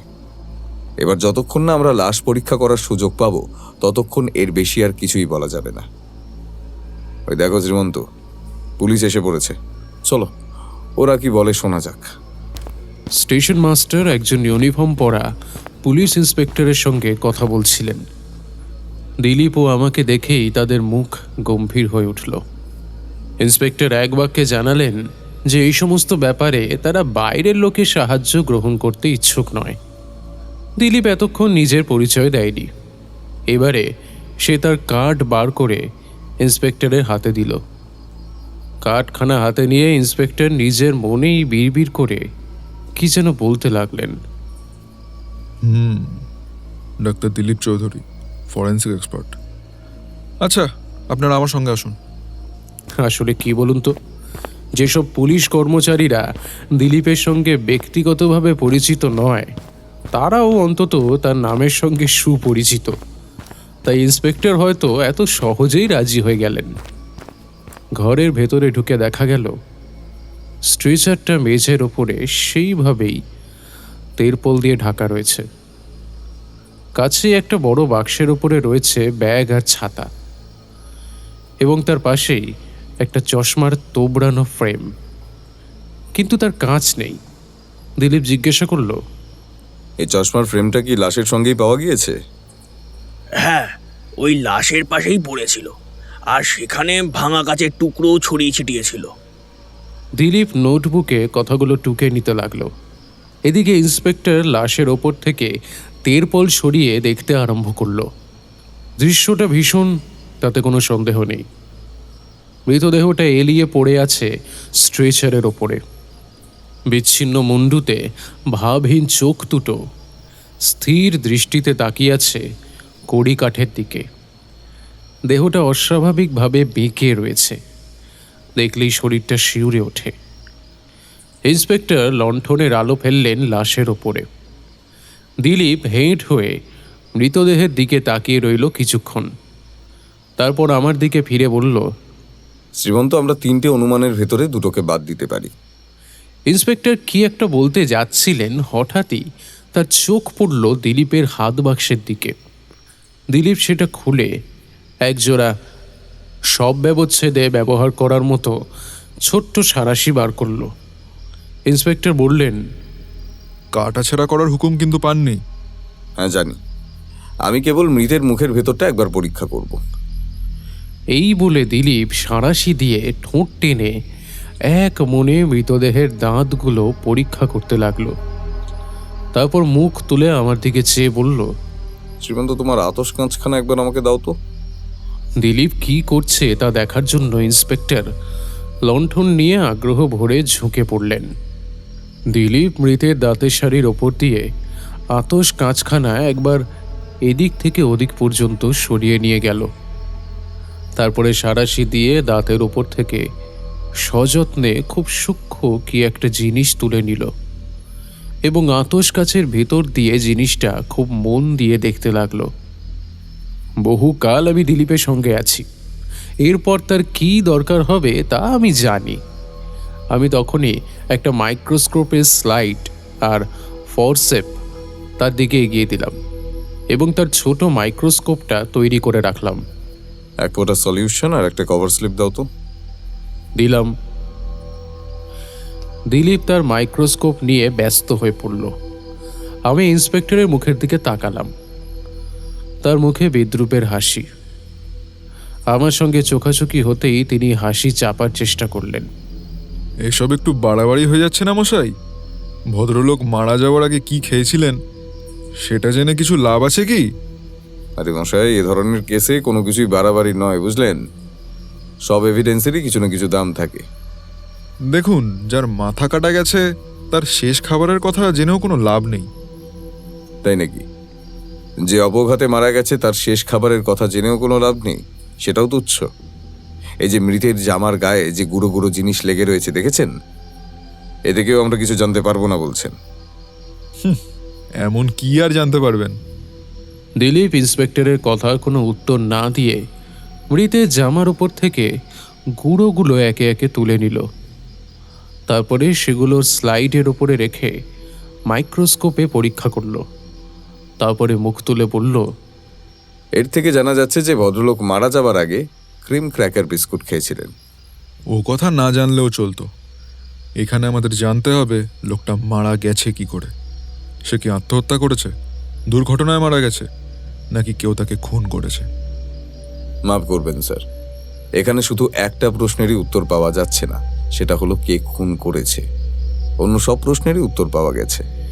ইন্সপেক্টর সবিস্ময়ে ভ্যাল ভ্যাল করে তাকিয়ে রইলেন। তারপরে বললেন, বাবা, মামলা সলভ করতে আপনার একদম দেরি লাগলো না দেখছি। দেরি লাগবার কথাও নয়, স্পষ্টই বোঝা যাচ্ছে এটা খুনের মামলা। খুনের কারণ আন্দাজ করাও শক্ত নয়। মনিলাল বুলাভাই ছিলেন নামজাদা জহুরি, আর খুব সম্ভব তার সঙ্গে অনেক দামি পাথরও ছিল। আপনি বরং মৃতের পোশাক আর একবার খুঁজে দেখুন। বাজে যুক্তি দিচ্ছেন মশাই। মৃত ব্যক্তি জহুরি ছিলেন, তার সঙ্গে দামি পাথর ছিল, অতএব ধরে নিতে হবে তিনি খুন হয়েছেন। তারপর আবার মৃতের জামা কাপড় খোঁজার কথাও বলছেন। মনে রাখবেন মশাই, এটা হচ্ছে বিচারাধীন মামলা, খবরের কাগজের পুরস্কার প্রতিযোগিতা নয়। বলেই তিনি সদর্পে আমাদের দিকে পেছন ফিরে লাশের পোশাকের ভেতরে হাত ঢুকিয়ে দিলেন এবং যা যা পেলেন বড় বাক্সটার উপরে ব্যাগের পাশে সাজিয়ে রাখতে লাগলেন। এদিকে দিলীপ আবার আতশকাচ দিয়ে মৃতের জুতোটাকে ভালোভাবে পরীক্ষা করতে লাগলো। আমি হলে মশাই খালি চোখে জুতোটা দেখতে পেতাম, তবে আপনি হয়তো খালি চোখে খুব একটা ভালো দেখতে পান না, তাই না? দিলীপ কিছু বলল না, খালি মুখ টিপে হাসতে লাগলো। তারপর সে বড় বাক্সটার কাছে এগিয়ে গিয়ে দেখল মৃতের জামা কাপড়ের ভেতর থেকে পাওয়া গেছে একটা মানি ব্যাগ, একটা পকেট বুক, একখানা চশমা, পকেট ছুরি, দেশলাইয়ের বাক্স, তামাকের রাবারের থলি, কাঠ কেস ইত্যাদি ছোট ছোট আরও দু একটা জিনিস। দিলীপ প্রত্যেকটা জিনিস ভালো করে উল্টে পাল্টে পরীক্ষা করতে লাগলো। চশমার কাঁচের পাওয়ার চেক করলো, থলি থেকে তামাকের গুঁড়ো তুলে নিল। সিগারেট পাকাবার কাগজ ও দেশলাইয়ের বাক্স কোনোটাই তার তীক্ষ্ণ দৃষ্টি এড়ালো না। ইন্সপেক্টর বললেন, তামাকের থলি নিয়ে এত নাড়াচাড়া করছেন, ওর ভেতর আবার কি দেখতে চান? এটা স্টেট এক্সপ্রেস তামাক। বাবা, তাও বুঝতে পেরেছেন? পেরেছি, কারণ বাজারে যেসব তামাক চলে তা দেখলেই আমি বলে দিতে পারি সেগুলো কোন ব্র্যান্ডের। অনেক পরীক্ষার পর এই অভিজ্ঞতা সঞ্চয় করেছি। না, আপনার বাহাদুরি আছে। বিনয় দেখাবার জন্য সেটা আমি অস্বীকার করতে চাই না, কিন্তু আপনি দেখছি মৃতের পকেট থেকে দামি পাথর টাথর কিছুই পাননি। না, ওসব কিছু ছিল বলেও মনে হয় না। তবে দামি পাথর না পেলেও দামি জিনিস পেয়েছি বটে। সোনার ঘড়ি, চেন, একটি গলাবন্ধের হীরের পিন, দুখানা 100 আর 4খানা 10 টাকার নোট। বুঝতেই পারছেন, খুন হলে খুনি এসবের মায়া ত্যাগ করতো না। আপনার খুনের মামলা যে ফেঁসে গেল, কি বলবেন মশাই? ওই ভেবে আপনি যদি খুশি হতে চান তাহলে আপনাকে দুঃখ দেব না, কিন্তু আমার মত একটুও বদলায়নি। এবারে কি ঘটনাস্থলটা একবার দেখা যেতে পারে? চলুন, আর কি। হ্যাঁ, আর মালগাড়ির ইঞ্জিনটা কি ভালো করে পরীক্ষা করা হয়েছে? স্টেশন মাস্টার বললেন, হ্যাঁ, সামনে আর পেছনের চাকায় রক্তের দাগ লেগে আছে। বেশ, আসুন দেখা যাক রেল লাইনেও রক্তের দাগ পাওয়া যায় কিনা। স্টেশন মাস্টার কি একটা জিজ্ঞাসা করতে যাচ্ছিলেন, কিন্তু ইন্সপেক্টর তাকে আর কোনো প্রশ্ন করবার অবসর দিলেন না। তিনি তাড়াতাড়ি বেরিয়ে পড়লেন। তাই আমাদেরও পাত্তারি কুটোতে হলো। দিলীপ নিজেও একটা লণ্ঠন চেয়ে নিল। তার হাতে রইল লণ্ঠন, আমার হাতে তার বাক্স। ইন্সপেক্টর আর স্টেশন মাস্টার যেতে লাগলেন আগে আগে। আমি চুপি চুপি বললাম, দিলীপ, আমি তো এখনো অন্ধকারে হাতড়ে বেড়াচ্ছি ভাই। তুমি তো দেখছি এরই মধ্যে একটা সিদ্ধান্তে এসে পৌঁছে গেছো। হ্যাঁ, এই ব্যাপারটাকে তুমি আত্মহত্যা না বলে খুন বলছো কেন বলো তো? দেখো শ্রীমন্ত, প্রমাণ খুব ছোট কিন্তু অকাট্য। মৃতের বার অগের ওপরের মাথার চাঁদিতে একটা ক্ষত আছে, তুমি দেখেছো? ইঞ্জিনের আঘাতে ওরকম ক্ষত হলেও হতে পারে, কিন্তু এই ক্ষত দিয়ে রক্ত পড়েছে, আর অনেকক্ষণ ধরেই পড়েছে। ক্ষত থেকে নেমে এসেছে দুটো রক্তের ধারা। দুই ধারায় জমাট বেঁধে গেছে আর আংশিকভাবে শুকিয়ে গিয়েছে। মনে রেখো, এটা হচ্ছে কাটা মাথা, আর এই ক্ষতের জন্ম হয়েছে নিশ্চয়ই মাথা কাটার আগে, কারণ যেদিক থেকে ইঞ্জিনটা আসছিল ক্ষতটা সেই দিকে নেই। তারপর ভেবে দেখো তো, কাটা মাথার ভেতর থেকে ওরকম রক্তপাত হয় না। অতএব মাথা কাটার আগেই ওই ক্ষত হয়েছে। ক্ষত থেকে শুধু রক্তই পড়েনি, দুদিক দিয়ে রক্তের ধারা গড়িয়ে পড়েছে। প্রথম ধারাটা মুখের পাশ দিয়ে বয়ে জামার কলারকেও রক্তাক্ত করে তুলেছে, আর দ্বিতীয় ধারটা ক্ষত থেকে চলে গিয়েছে মাথার পেছনের দিকে। শ্রীমন্ত, নিশ্চয়ই তুমি মাধ্যাকর্ষণ শক্তির নিয়ম মানো। রক্ত যদি চিবুকের দিকে নেমে গিয়ে থাকে প্রথম ধারায় যা হয়েছে, তাহলে বলতে হবে মণিলাল তখন সোজা হয়ে দাঁড়িয়েছিল। আর রক্ত যদি মাথার পেছন দিয়ে গড়িয়ে গিয়ে থাকে দ্বিতীয় ধারায় যা হয়েছে, তাহলে বুঝতে হবে মণিলাল তখন ওপর দিকে মুখ তুলে চিত হয়ে শুয়েছিল। এখন ড্রাইভারের কথাগুলো মনে করো। সে দেখেছে মণিলাল মাটির দিকে মুখ করে উপুর হয়ে লাইনের উপর শুয়েছিল। এক্ষেত্রে রক্তের একটা ধারা বা গাল বয়ে কলার পর্যন্ত এবং আরেকটা ধারা মাথার নিচ থেকে ওপরে উঠে পেছন দিকে নেমে আসতে পারে না। আসল ব্যাপার কি হয়েছে জানো? মণিলাল যখন সোজা হয়ে বসে বা দাঁড়িয়েছিল তখন কেউ আঘাত করেছিল তার মাথার উপরে, আর রক্তের প্রথম ধারা নেমে এসেছিল তার গাল বেয়ে। তারপর সে চিত হয়ে মাটির উপরে পড়ে যায়, আর রক্তের দ্বিতীয় ধারা চলে যায় তার মাথার পিছন দিকে। ইস, আমি কি বোকা! হ্যাঁ, এর কিছুই লক্ষ্য করতে পারিনি। ছি ছি ছি ছি ছি। অভ্যাস না থাকলে কেউ তাড়াতাড়ি অনুমান বা পর্যবেক্ষণ করতে পারবে না। আচ্ছা শ্রীমন্ত, মৃতের মুখ দেখে তুমি কি বুঝলে? মনে হয় দম বন্ধ হয়ে মারা গেছে। ঠিক বলেছ। তুমি বোধহয় আরো লক্ষ্য করেছ ওর জিভ ফোলা ফোলা, আর ওপর ঠোঁটের ভেতরে দাঁত বসে যাওয়ার দাগ। তার কারণ মুখের উপরে প্রবল চাপ পড়েছিল। এখন এইসব তথ্য আর অনুমানের সঙ্গে মাথার ক্ষতের কথা মিলিয়ে দেখো। খুব সম্ভব মণিলাল মাথায় আঘাত পাওয়ার পর হত্যাকারীর সঙ্গে হাতাহাতি করেছিল। তারপর হত্যাকারী তার মুখ চেপে ধরে শ্বাসরোধ করে তাকে খুন করে। আচ্ছা, মৃতের দাঁতের ভেতর থেকে তুমি সাঁড়াশি দিয়ে কি বার করছিলে বলো তো? আসলে মাইক্রোস্কোপে দেখার কোনো সুযোগ তো আমি পাইনি। তুমি জানতে চাও? ওটাও আমাদের তদন্তে খুব সাহায্য করছে। একগোছা বোনা কাপড়ের অংশ, আলাদা আলাদা তন্তু দিয়ে বোনা হয়েছে। প্রত্যেক তন্তুর রং আলাদা, আর বেশিরভাগই হচ্ছে রাঙা পশমি তন্তু। সেই সঙ্গে তার মধ্যে আছে কাপড়ের নীল রঙা তন্তু আর কতগুলো হলদে পাটের। এটা হয়তো কোনো মেয়ের রঙিন কাপড়ের অংশ, তবে পাট আছে বলে সন্দেহ হয় হয়তো এটা কোনো পর্দা বা কম দামি অন্য কিছুর অংশ। তা এই থেকে কি বুঝলে? যদি এটা পরনের কাপড়ের অংশ না হয় তবে বুঝতে হবে এটা এসেছে কোনো আসবাব থেকে, আর আসবাব মানেই বোঝায় কোনো বাড়ি। কিন্তু আমার এই যুক্তিটা ঠিক অকাট্য বলে মনে হচ্ছে না। না, অকাট্য নয়, কিন্তু একটা মত তো রীতিমতো সমর্থন হচ্ছে। কি? মৃতের জুতোর তলা দেখে আমি যে সিদ্ধান্তে এসেছি তাতে প্রমাণ হয় যে আমার অনুমান সঠিক। কিভাবে? খুব ভালো করে জুতোর তলা পরীক্ষা করে দেখেছি, কিন্তু তাতে বালি, কাঁকড়, মাটি বা টুকরো ঘাসের কোনো চিহ্নই পাইনি। অথচ মৃতকে রেল লাইনের উপরে আসার জন্য নিশ্চয়ই এবড়ো খেবড়ো মাঠ পার হয়ে আসতে হয়েছে, কারণ ঘটনাস্থলের আশেপাশে নাকি কোনো রাস্তা নেই। তার বদলে জুতোর তলায় পেয়েছি তামাকের ছাই আর একটা পোড়া দাগ, যেন সেই জুতো দিয়ে কোনো জ্বলন্ত চুরুট বা সিগারেট মারানো হয়েছে। জুতোর তলায় একটা পেরেক একটু বেরিয়ে পড়েছিল, তার ডগায় লেগেছিল একটুখানি রঙিন তন্তু। নিঃসন্দেহে তা কার্পেটের অংশ ছাড়া আর কিছুই নয়। এর থেকে বেশ বোঝা যাচ্ছে লোকটি মারা গিয়েছিল কোনো কার্পেট পাতা ঘরের ভেতরে। তার জুতোর তলায় সেই ঘরে ঢোকার আগে যেসব দাগ ছিল কার্পেটের ঘষায় সব মুছে গেছে। তারপর ঘর থেকে সে আর পায়ে হেঁটে বেরোয়নি, কারণ মৃত্যুর পর কেউ পায়ে হাঁটতে পারে না। নিশ্চয়ই কেউ তার মৃতদেহ বয়ে এনে রেল লাইনের উপরে রেখে দিয়ে এসেছিল। আমি চুপ করে রইলাম। দিলীপের সঙ্গে আমার পরিচয় বহুদিনের, তবুও যতবারই তার সঙ্গে যাই ততবারই আমার জন্য অপেক্ষা করে থাকে নতুন নতুন বিস্ময়। অতি তুচ্ছ সব তথ্য থেকে সে এমন একটি সত্যিকার ও অপূর্ব গল্প খাড়া করে তোলে যা শুনলে বিস্ময় অতিভূত হওয়া ছাড়া আর কিছুই করার থাকে না।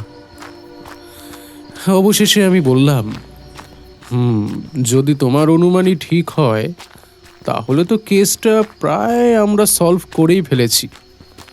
কোনো বাড়ির ভেতরে তাকে খুন করা হয়েছে, সেখানে নিশ্চয়ই আরও অনেক সূত্র পাওয়া যাবে। কিন্তু এখন প্রশ্ন হলো কেবল একটা, সেই বাড়িটা কোথায়? হ্যাঁ, এই একটা প্রশ্নেরই উত্তর বাকি, জানো তো। বাড়িটা কোথায়? সেই বাড়িটার ভেতরে একবার উঁকি মারতে পারলে সমস্ত রহস্যই পরিষ্কার হয়ে যায়। কিন্তু উঁকি মারি কেমন করে? আমরা খুনের তদন্ত করছি বলে তো বাড়ির পর বাড়ি খানাতল্লাশ করতে পারবো না।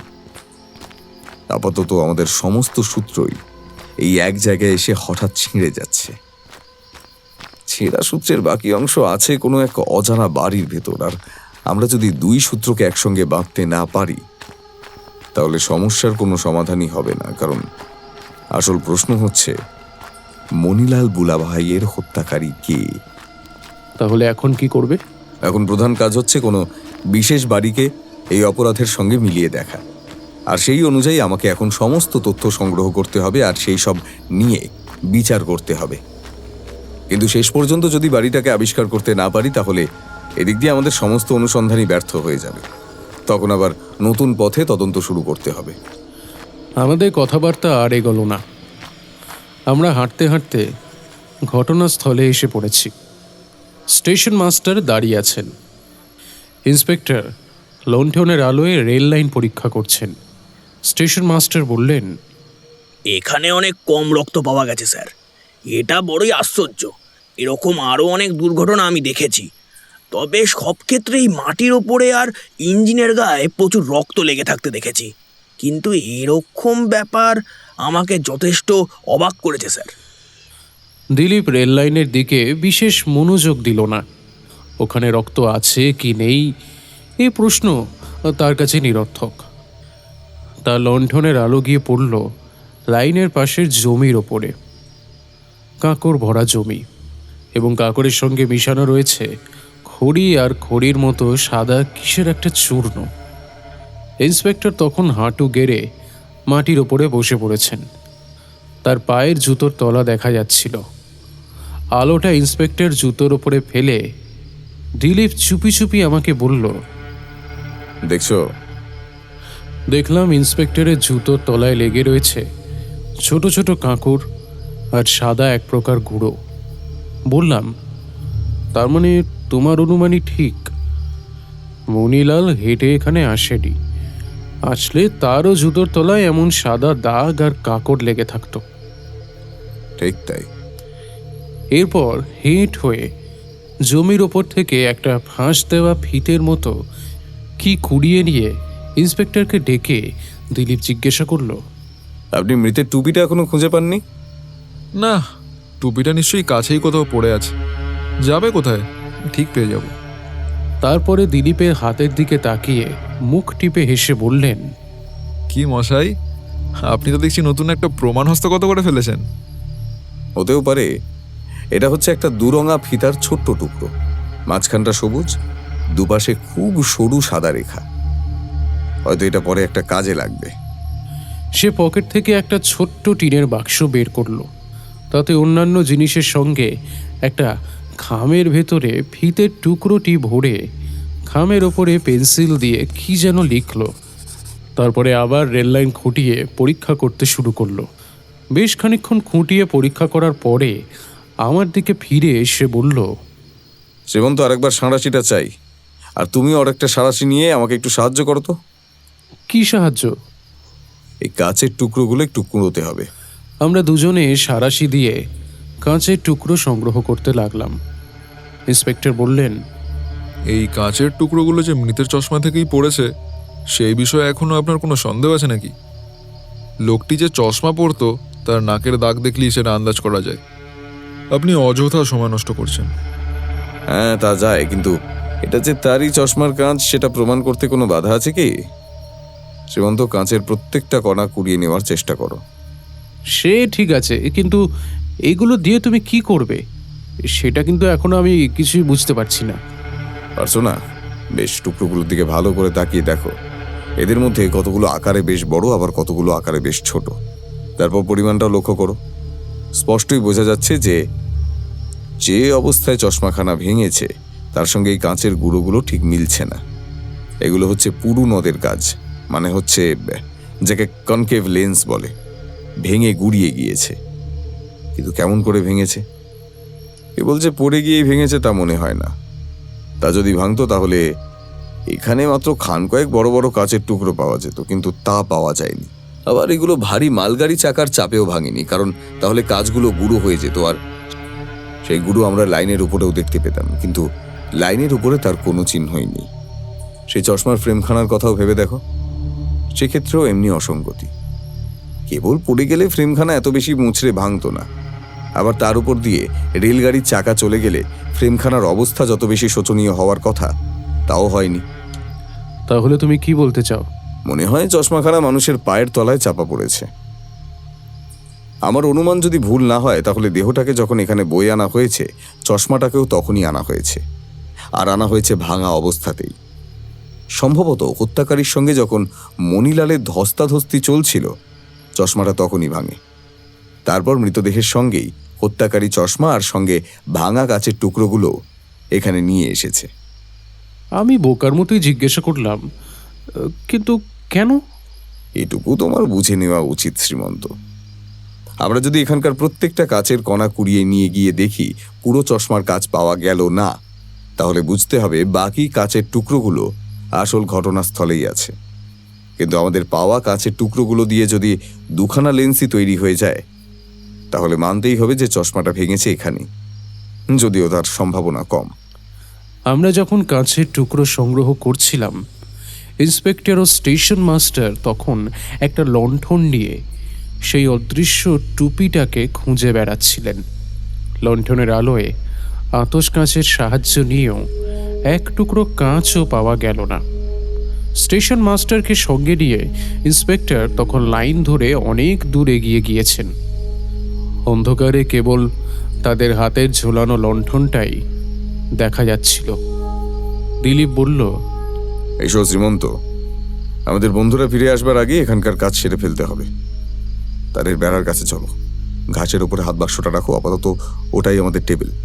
বাক্সের ওপরে দিলীপ আগে একটা কাগজ পাতল, তারপরে খামের ভেতর থেকে কাঁচের টুকরোগুলো কাগজের ওপর ঢেলে সে কিছুক্ষণ চুপ করে সেই ভাঙা টুকরোগুলোর দিকে তাকিয়ে রইল। হঠাৎই তার মুখে ফুটে উঠল একটা অদ্ভুত ভাব। নিজের কার্ড কেসের ভেতর থেকে সে দুখানা ভিজিটিং কার্ড বার করল। তারপরে অপেক্ষাকৃত বড় কাঁচের টুকরোগুলোকে একে একে বেছে নিয়ে দুখানা কার্ডের ওপরে সাজিয়ে রাখতে লাগলো। বেশ কৌশলী হাতে দুখানা কার্ডের ওপরে সে ডিম্বাকারের কাঁচের টুকরোগুলোকে পরস্পরের সঙ্গে জুড়ে দিয়ে তৈরি করলো প্রায় সম্পূর্ণ দুখানা কনকেভ লেন্স। দিলীপের মুখের ভাব দেখে আমিও উত্তেজিত হয়ে উঠলাম। কাগজের ওপরে তখনও অনেকটা কাঁচের কুচি পড়ে রয়েছে, কিন্তু সেগুলো এমনভাবে গুঁড়ো হয়ে গেছে যে তা দিয়ে আর কিছুই তৈরি করা সম্ভব নয়। দিলীপ হাত ঘুটিয়ে বসে মৃদু স্বরে হাসল, তারপরে বলল, এতটাও আমি আশা করিনি। কি হয়েছে? তুমি কি দেখেও বুঝতে পারছো না? এখানে অনেক বেশি পরিমাণে কাঁচ রয়েছে।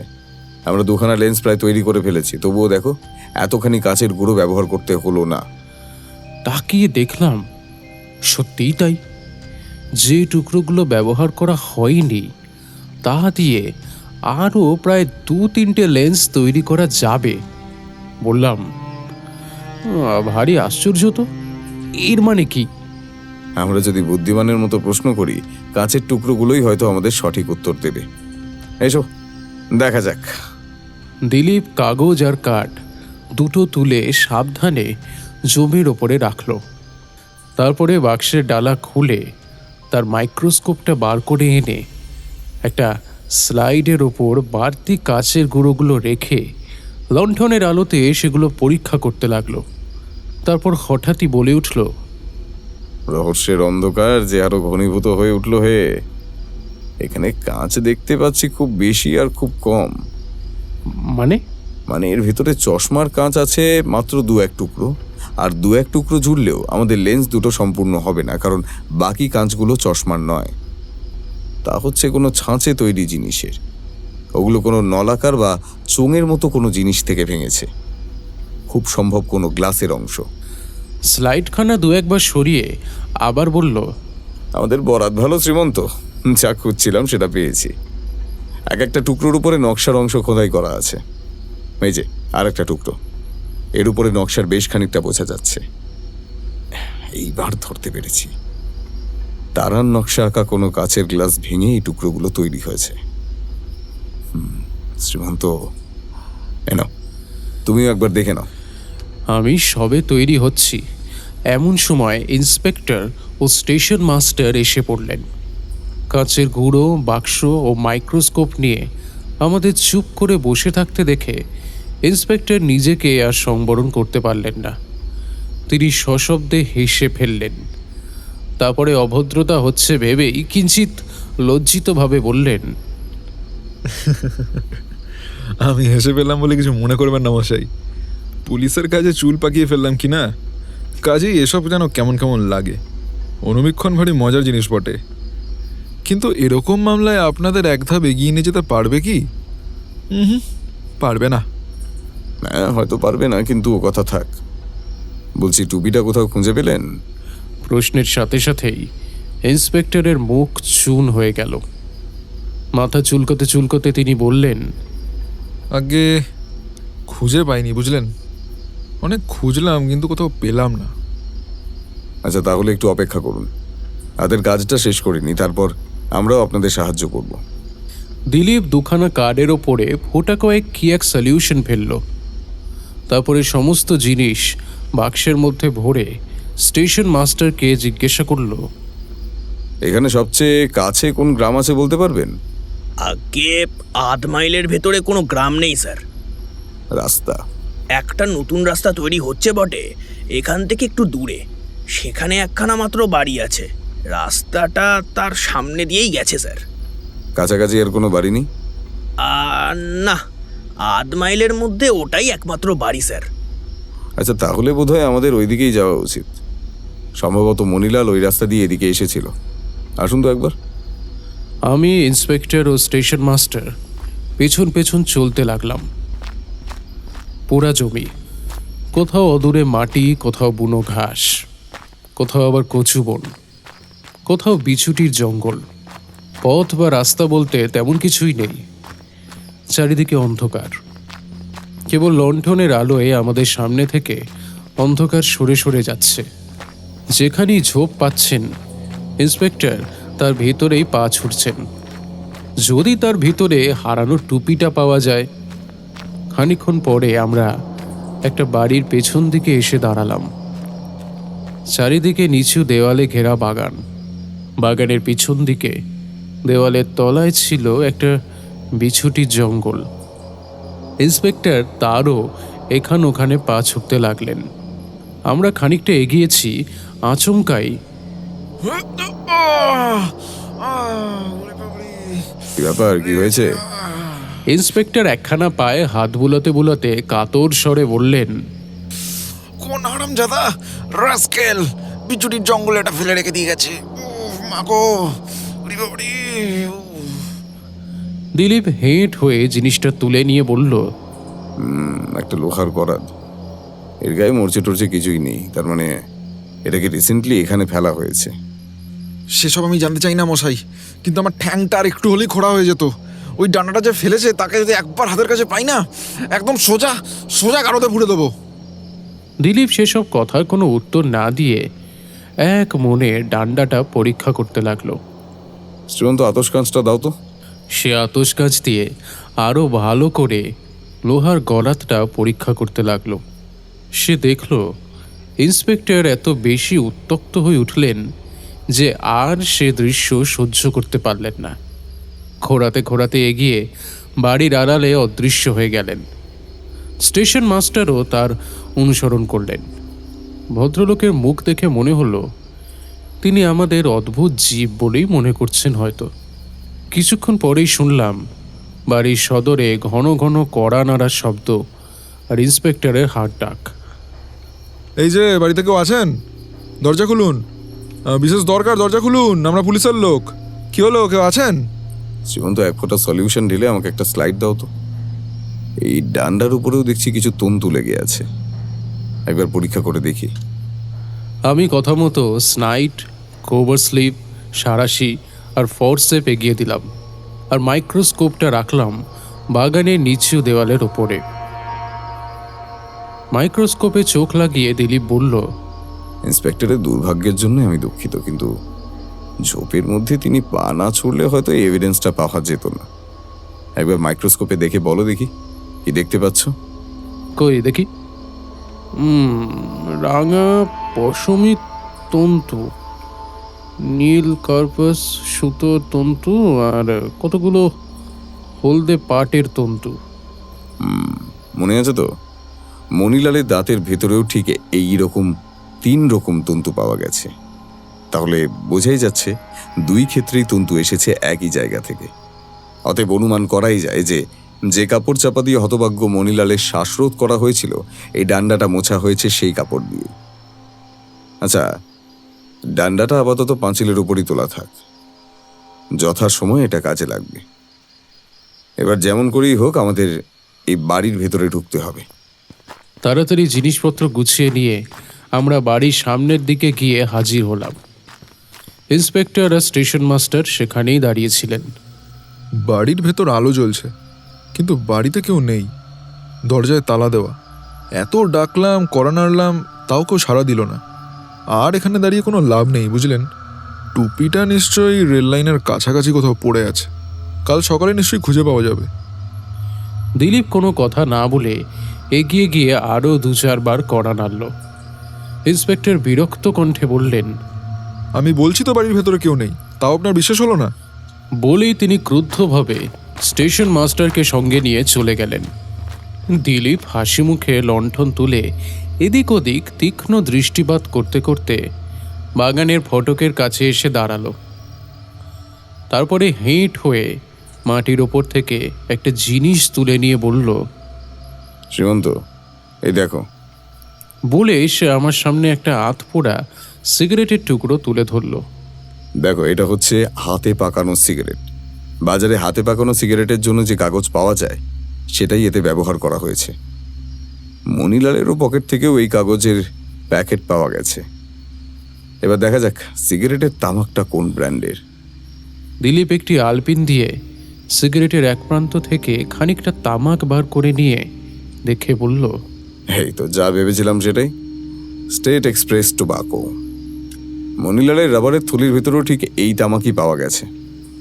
আরে, মাটিতে ওটা আবার কি পড়ে আছে? হেঁট হয়ে মাটিতে পড়ে থাকা জিনিসটা তুলে নিয়ে দিলীপ বলল, এটা দেশলাইয়ের কাঠি। শ্রীমন্ত, মণিলালের পকেট থেকে কোনো মার্কার দেশলাই বেরিয়েছিল লক্ষ্য করেছিলে? না। উইমকোর ক্লাব কোয়ালিটি দেশলাই, ওপরে ঘোড়ার মুখের ছবি।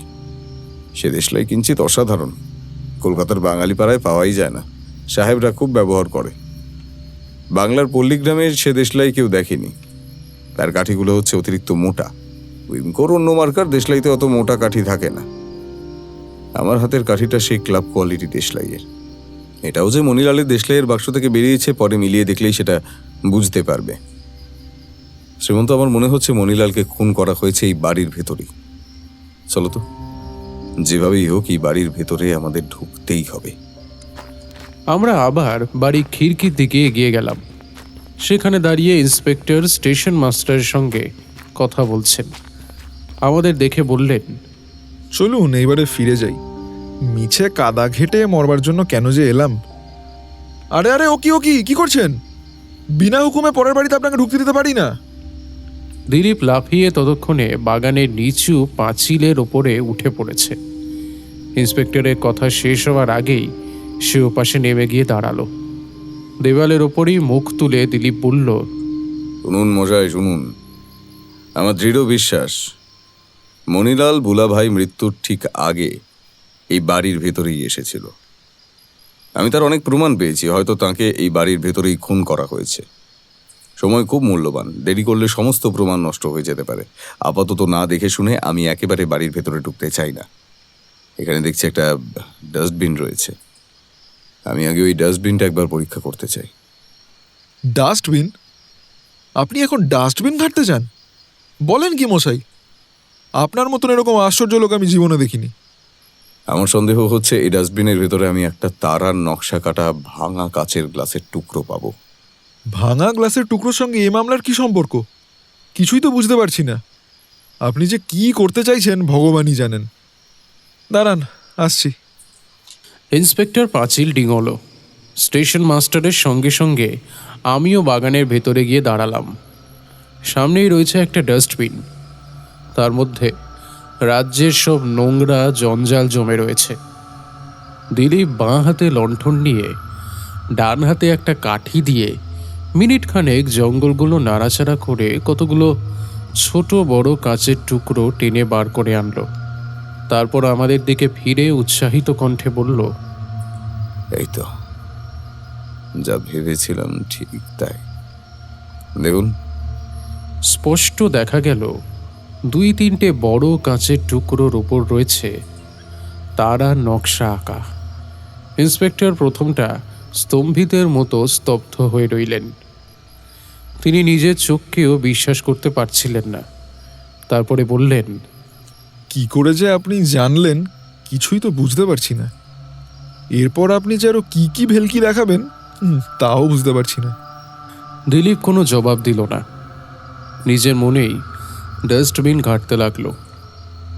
সারাশি দিয়ে 2-3টে কাঁচের কুচি তুলে ভালো করে দেখে আবার ফেলে দিল।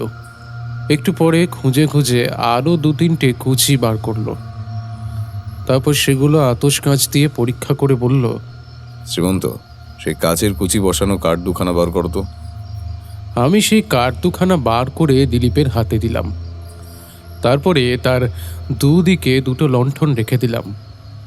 দিলীপ কিছুক্ষণ সেই দিকে অপলক চোখে তাকিয়ে থেকে ডাস্টবিনে কুড়িয়ে পাওয়া কাঁচের কুচি কয়েকটা আরেকবার পরীক্ষা করতে করতে ইন্সপেক্টরের উদ্দেশ্যে বলল, আপনি সচক্ষে দেখলেন তো এই কাঁচের কুচি আমি এখান থেকেই পেয়েছি? হ্যাঁ। আর কার্ডে বসানো লেন্স দুটো আমি কোথা থেকে পেয়েছি তাও জানেন তো? হ্যাঁ মশাই, জানি বই কি। ওগুলো হচ্ছে মণিলালের চশমার কাঁচ। বেশ, এবারে ভালো করে দেখুন। কার্ডের এই লেন্সের 2 জায়গায় ও আর একটা লেন্সের 1 জায়গায় ফাঁক ছিল। এবার আমি এই কাচের টুকরোগুলো এই ফাঁকগুলোতে বসিয়েছিলাম। আহা, এবার কি দেখছেন? এ কি আশ্চর্য ব্যাপার! এ যেদিকে একেবারে ফাঁকে বসে গেছে, কিন্তু এই কাঁচের কুচি যে এখানে পাওয়া যাবে তা কেমন করে জানলেন? সে কথা পরে বলবো, আপাতত আমি বাড়ির ভেতরে যেতে চাই। ওখানে গিয়ে আশা করি আমি একটা পোড়া সিগারেট আর সিগারেটের খানিকটা দেখতে পাবো। আরও কি কি পেতে পারি জানেন? ক্রিম ক্র্যাকার বিস্কিট, হয়তো উইমকোর ঘোড়ামুখওয়ালা ক্লাব কোয়ালিটি দেশলাইয়ের কাঠি, আর হয়তো মণিলালের হারানো টুপিটাও। এখনো বাড়িতে ঢুকতে কি আপনার আপত্তি আছে? মনে রাখবেন, আজ বাদে কাল এলে হয়তো আমরা জিনিসগুলোর কোনোটাই আর দেখতে পাবো না। এবার আসুন দেখি। কিন্তু ঢুকবেন কি করে? এ তো দেখছি ভেতর থেকে বন্ধ। ঢুকতে গেলে ভাঙতে হবে, কিন্তু আমাদের পক্ষে সেটা নিরাপদ নয়। তবে সদরের দিকে চলুন। কিন্তু সেখানকার দরজায় তো তালা লাগানো। আরে আসুন না। সবাই আবার পাঁচিল টপকে সদরের দিকে এলাম। দিলীপ আমাদের দিকে পিছন ফিরে সদর দরজার সামনে গিয়ে দাঁড়ালো এবং পকেট থেকে কি যেন একটা বার করে তালায় ঘোরাতে লাগলো। আর তার পর মুহূর্তেই দিলীপের হাতের ঠেলায় দরজাটা 2 হাত করে খুলে গেল। ইন্সপেক্টর বিস্ফারিত চোখে বললেন, হ্যাঁ? ভেতরে আসুন। দিলীপ বাবু, আপনি যদি চোর হতেন না তাহলে আপনাদের চাকরি হয়তো থাকতো না। এখন ভিতরে আসুন। দিলীপের পেছন পেছন আমরা সবাই বাড়ির ভেতরে প্রবেশ করলাম। ঢুকেই ডান দিকে একটা বৈঠকখানা, একটা ঝোলানো ল্যাম্প জ্বলছে, নিচে কার্পেট পাতা, সোফা, কোচ ও টেবিল প্রভৃতি দিয়ে ঘরখানাকে সাজানো। কোথাও কোনো বিশৃঙ্খলা নেই। এক কোণে একটা টেবিলের ওপরে রয়েছে একটা বিস্কুটের বাক্স, তার উপরে বড় বড় ছাপানো হরফে লেখা ক্রিম ক্র্যাকার। দিলীপ আঙুল দিয়ে সেই দিকে ইন্সপেক্টরের দৃষ্টি আকর্ষণ করল। ইন্সপেক্টর তো একেবারে বিস্মিত কণ্ঠে বললেন, এ কি, এ যেদিকে অবাক কাণ্ড! এ বাড়িতে যে ক্রিম ক্র্যাকার বিস্কুট পাওয়া যাবে, এ কথা আপনাকে কে বলল? কেউ বলেনি। তবে কি করে জানলেন? খুব সহজে, শুনলে আপনি হতাশ হবেন। বলেই দিলীপ এদিক ওদিক তাকাতে তাকাতে ঘর ছেড়ে একটা দালানে গিয়ে দাঁড়ালো। তারপর হেঁট হয়ে কি একটা কুড়িয়ে নিল। কি পেলেন? যা পাওয়ার আশা করেছিলাম, একটা পোড়া সিগারেটের টুকরো আর একটা দেশলাইয়ের কাঠি। না মশাই, এইবার আমি হার মানলাম। এমন ব্যাপার আমি কোশ্মিন কালেও দেখিনি। মনিলালের স্টেট এক্সপ্রেস তামাকের থলি, সিগারেটের কাগজ আর সেই দেশলাইয়ের বাক্স তা আপনার কাছেই আছে তো? আগে হ্যাঁ। তাহলে তাদের সঙ্গে এখানে পাওয়া জিনিসগুলো মিলিয়ে দেখুন। কই দেখি। এ কি, একই তামাক, একই কাগজ, একই দেশলাইয়ের কাঠি। দিলীপ বাবু, আপনি কি জাদুকর? আগে না। এবার বাকি রইল শুধু টুপিটা, সেটাও কি এখানেই আছে? জানি না, অন্তত এই ঘরে আছে বলে তো মনে হচ্ছে না। তবে এখনো আমি হতাশ হইনি। আসুন খুঁজে দেখি। ঘর থেকে বেরিয়ে আমরা দালানে গিয়ে দাঁড়ালাম। সেখানেও টুপির কোনো চিহ্ন মাত্র নেই। পাশেই আরেকটা ঘর। দিলীপ উকি মেরে দেখে বলল, রান্নাঘর। আসুন একবার এখানেও দেখে নি। রান্নাঘরের চারিদিকে একবার ঘুরে উনুনের কাছে গিয়ে দিলীপ কিছুক্ষণ চুপ করে দাঁড়িয়ে রইল। তারপরে বলল, উনুনের ভেতরটা দেখুন। ওগুলো কি? উনুনটা এখনো গরম আছে দেখছি। তার মানে একটু আগেও এর মধ্যে আগুন ছিল। কয়লার সঙ্গে এখানে কাঠও পোড়ানো হয়েছে দেখছি। কিন্তু এগুলো কি? এই ডেলা পাকানো কালো জিনিসগুলো কাঠও নয়, কয়লাও নয়। খুনি টুপিটা উনুনে পুড়িয়ে ফেলেনি তো? কে জানে, পুড়িয়ে ফেলে থাকলে আর কোনো উপায় নেই। দেখুন তো একবার। ইন্সপেক্টর এক মুঠো কালো স্পঞ্জের মতো ছাই তুলে দিলীপের সামনে ধরে দেখালেন। তারপরে আবার বললেন, আমার মনে হচ্ছে এটা টুপিরই অংশ। কি দিলীপ বাবু, পারবেন এ থেকে একটা গোটা টুপি তৈরি করতে? টুপি তৈরি করতে হয়তো পারবো না, তবে এটা কিসের অংশ তা বলতে পারি। হয়তো এর সঙ্গে টুপির কোনো সম্পর্ক নেই। আসুন বৈঠকখানায়। স্টেশন মাস্টার বললেন, গন্ধটা কেমন বার্নিশের মতো, তাই না? হ্যাঁ, গালার গন্ধ। আমাদের প্রথম পরীক্ষা সফল হয়েছে। এর পরের পরীক্ষায় কিছু সময়ের দরকার। দিলীপ হাত বাক্সের ভেতর থেকে মার্শের আর্সেনিক পরীক্ষার উপযোগী একটা ছোট্ট ফ্লাক্স, একটা সেফটি ফানেল, একটা স্কেপ টিউব, একটা দুপাট তেপায়া, একটা স্পিরিট ল্যাম্প আর একটা অ্যাসবেস্টাসের চাকতি বার করলো। ফ্লাক্সের মধ্যে সেই ছাইয়ের খানিকটা ফেলে সেটা অ্যালকোহল দিয়ে ভর্তি করে দিল। তারপরে তেপায়ার ওপরে অ্যাসবেস্টাসের চাকতিখানা রেখে তার তলায় স্পিরিট ল্যাম্পটা জ্বালিয়ে দিয়ে বলল, অ্যালকোহল গরম হতে থাকুক, ততক্ষণে আমরা আরেকটা কাজ মিটিয়ে ফেলতে পারি। শ্রীমন্ত, এক ফোঁটা সলিউশন দিয়ে আমাকে একটা স্লাইড দাও তো। দিলাম। দিলীপ টেবিলের ধারেই বসেছিল। একটা ছোট্ট সাঁড়াশি দিয়ে টেবিলের টেবিল ক্লথ থেকে এক টুকরো কাপড় ছিঁড়ে নিল সে। তারপরে বলল, মনে হচ্ছে এই কাপড়ের নমুনা আমরা আগেই পেয়েছি। কাপড়ের টুকরোটা স্লাইডের ওপর রেখে সে মাইক্রোস্কোপে বেশ খানিকক্ষণ পরীক্ষা করল। তারপরে বলল, যা আন্দাজ করেছিলাম ঠিক তাই। এর সঙ্গে আমাদের আগেই পরিচয় হয়েছে।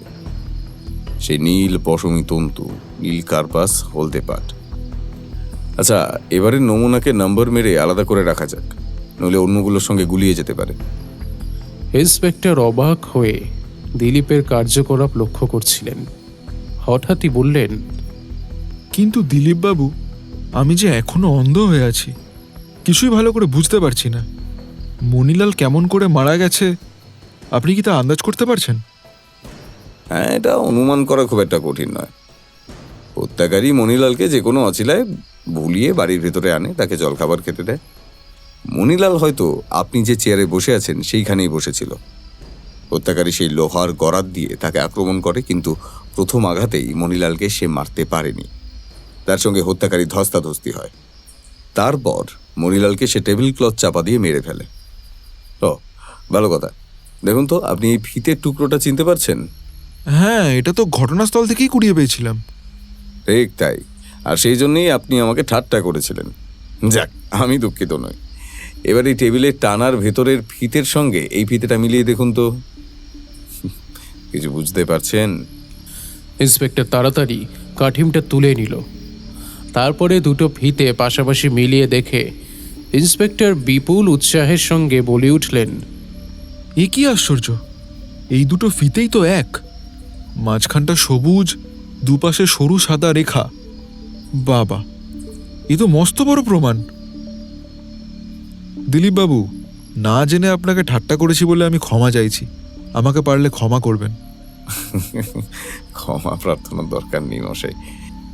এটা দিয়ে খুনি কোন কার্যসিদ্ধি করেছিল আন্দাজ করতে পারেন?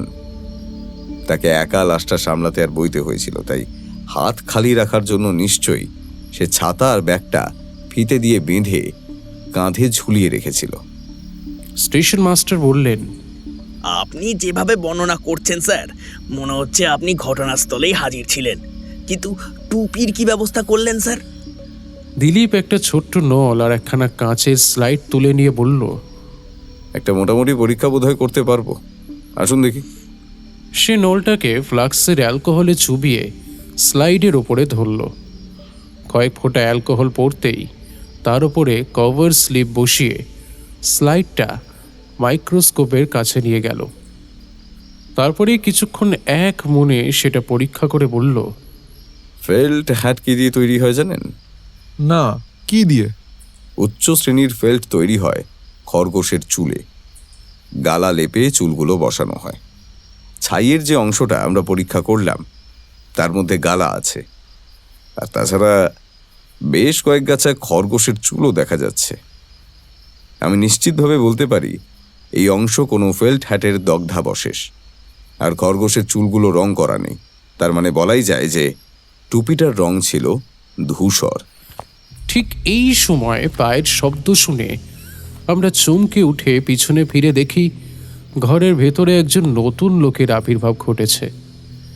বিপুল বিস্ময়ে সে বলে উঠল, কে আপনারা? কি করছেন এখানে? ইন্সপেক্টর এক লাফে উঠে গিয়ে দাঁড়িয়ে বলল, আমরা পুলিশের লোক। তুমি কে? পুলিশের নাম শুনেও লোকটা একটুও দমল না। বলল, আমি অক্ষয়বাবুর বেয়ারা। এতক্ষণ তুমি কোথায় ছিলে? আগে অন্য গ্রামে গিয়েছিলাম। কখন গিয়েছিলে? আগে বিকালবেলা। তোমার মনিব কোথায়? তার তো আজ সন্ধ্যের গাড়িতে কলকাতায় যাওয়ার কথা। কলকাতার কোথায় থাকেন জানো? আগে তা তো জানি না বাবু। তিনি কি কাজ করেন? তাও ঠিক জানি না, তবে তিনি বোধহয় জহুরি। কখন ফিরবেন? তা তো বলতে পারবো না বাবু। সময় সময়ে তিনি ৩-৪ দিন বাড়িতে ফেরেন না। এতক্ষণ ইন্সপেক্টরের প্রশ্নে বেয়ারা লোকটি বেশ কাহিল হয়ে পড়েছে। এবার দিলীপ তাকে আশ্বস্ত করে জিজ্ঞাসা করল, আচ্ছা বেশ, বলছি এ বাড়িতে আজ কোনো নতুন লোক এসেছিল? তুমি জানো? আমি বাড়িতে থাকতে কেউ আসেনি বাবু। কলকাতায় তোমার মনিবের কোনো বাড়ি নেই? তা তো জানি না, তবে শুনেছি তিনি কলকাতার বড় বাজারে কোথাও একটা গিয়ে ওঠেন। আচ্ছা, ধন্যবাদ। এখন তুমি আসতে পারো। দিলীপ তখনই ইন্সপেক্টরকে টেনে নিয়ে দালানে গেল। চুপি চুপি বলল, এখানে আর বেশি সময় নষ্ট করবেন না। আসামি তাহলে একেবারে গা ঢাকা দিতে পারে। তার কার্যকলাপ দেখেই বোঝা যাচ্ছে সে ভীষণ চতুর ব্যক্তি। অক্ষয়ের বেয়ারাকে নজরবন্দি রাখুন। বাড়িটা পুলিশের হেফাজতে থাকুক। এখান থেকে এক কোনা ধুলো যেন সরানো না হয়। আপনি আপনি আর একটু অপেক্ষা করুন। আমরা এক্ষুনি থানায় খবর দিয়ে আপনার মুক্তির ব্যবস্থা করে যাচ্ছি। নমস্কার, চলি। আমরা সবাই বাড়ি থেকে বেরিয়ে এলাম।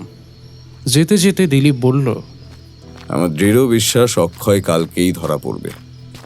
সে যখন জহুরি, তখন তার বড় বাজারের ঠিকানা জানতে খুব একটা অসুবিধা হবে না। অক্ষয়ের সমব্যবসায়ীদের কেউ না কেউ তার ঠিকানা নিশ্চয়ই বলতে পারবেন। তারপর শ্রীমন্ত, কর্তব্য তো শেষ হলো। এরপর এরপর আমি বেশ বুঝতে পারছি এইবার তুমি তোমার হাত বাক্সের জয়গান আরম্ভ করবে। তাই নাকি? অসীম তোমার বোঝবার শক্তি, হ্যাঁ?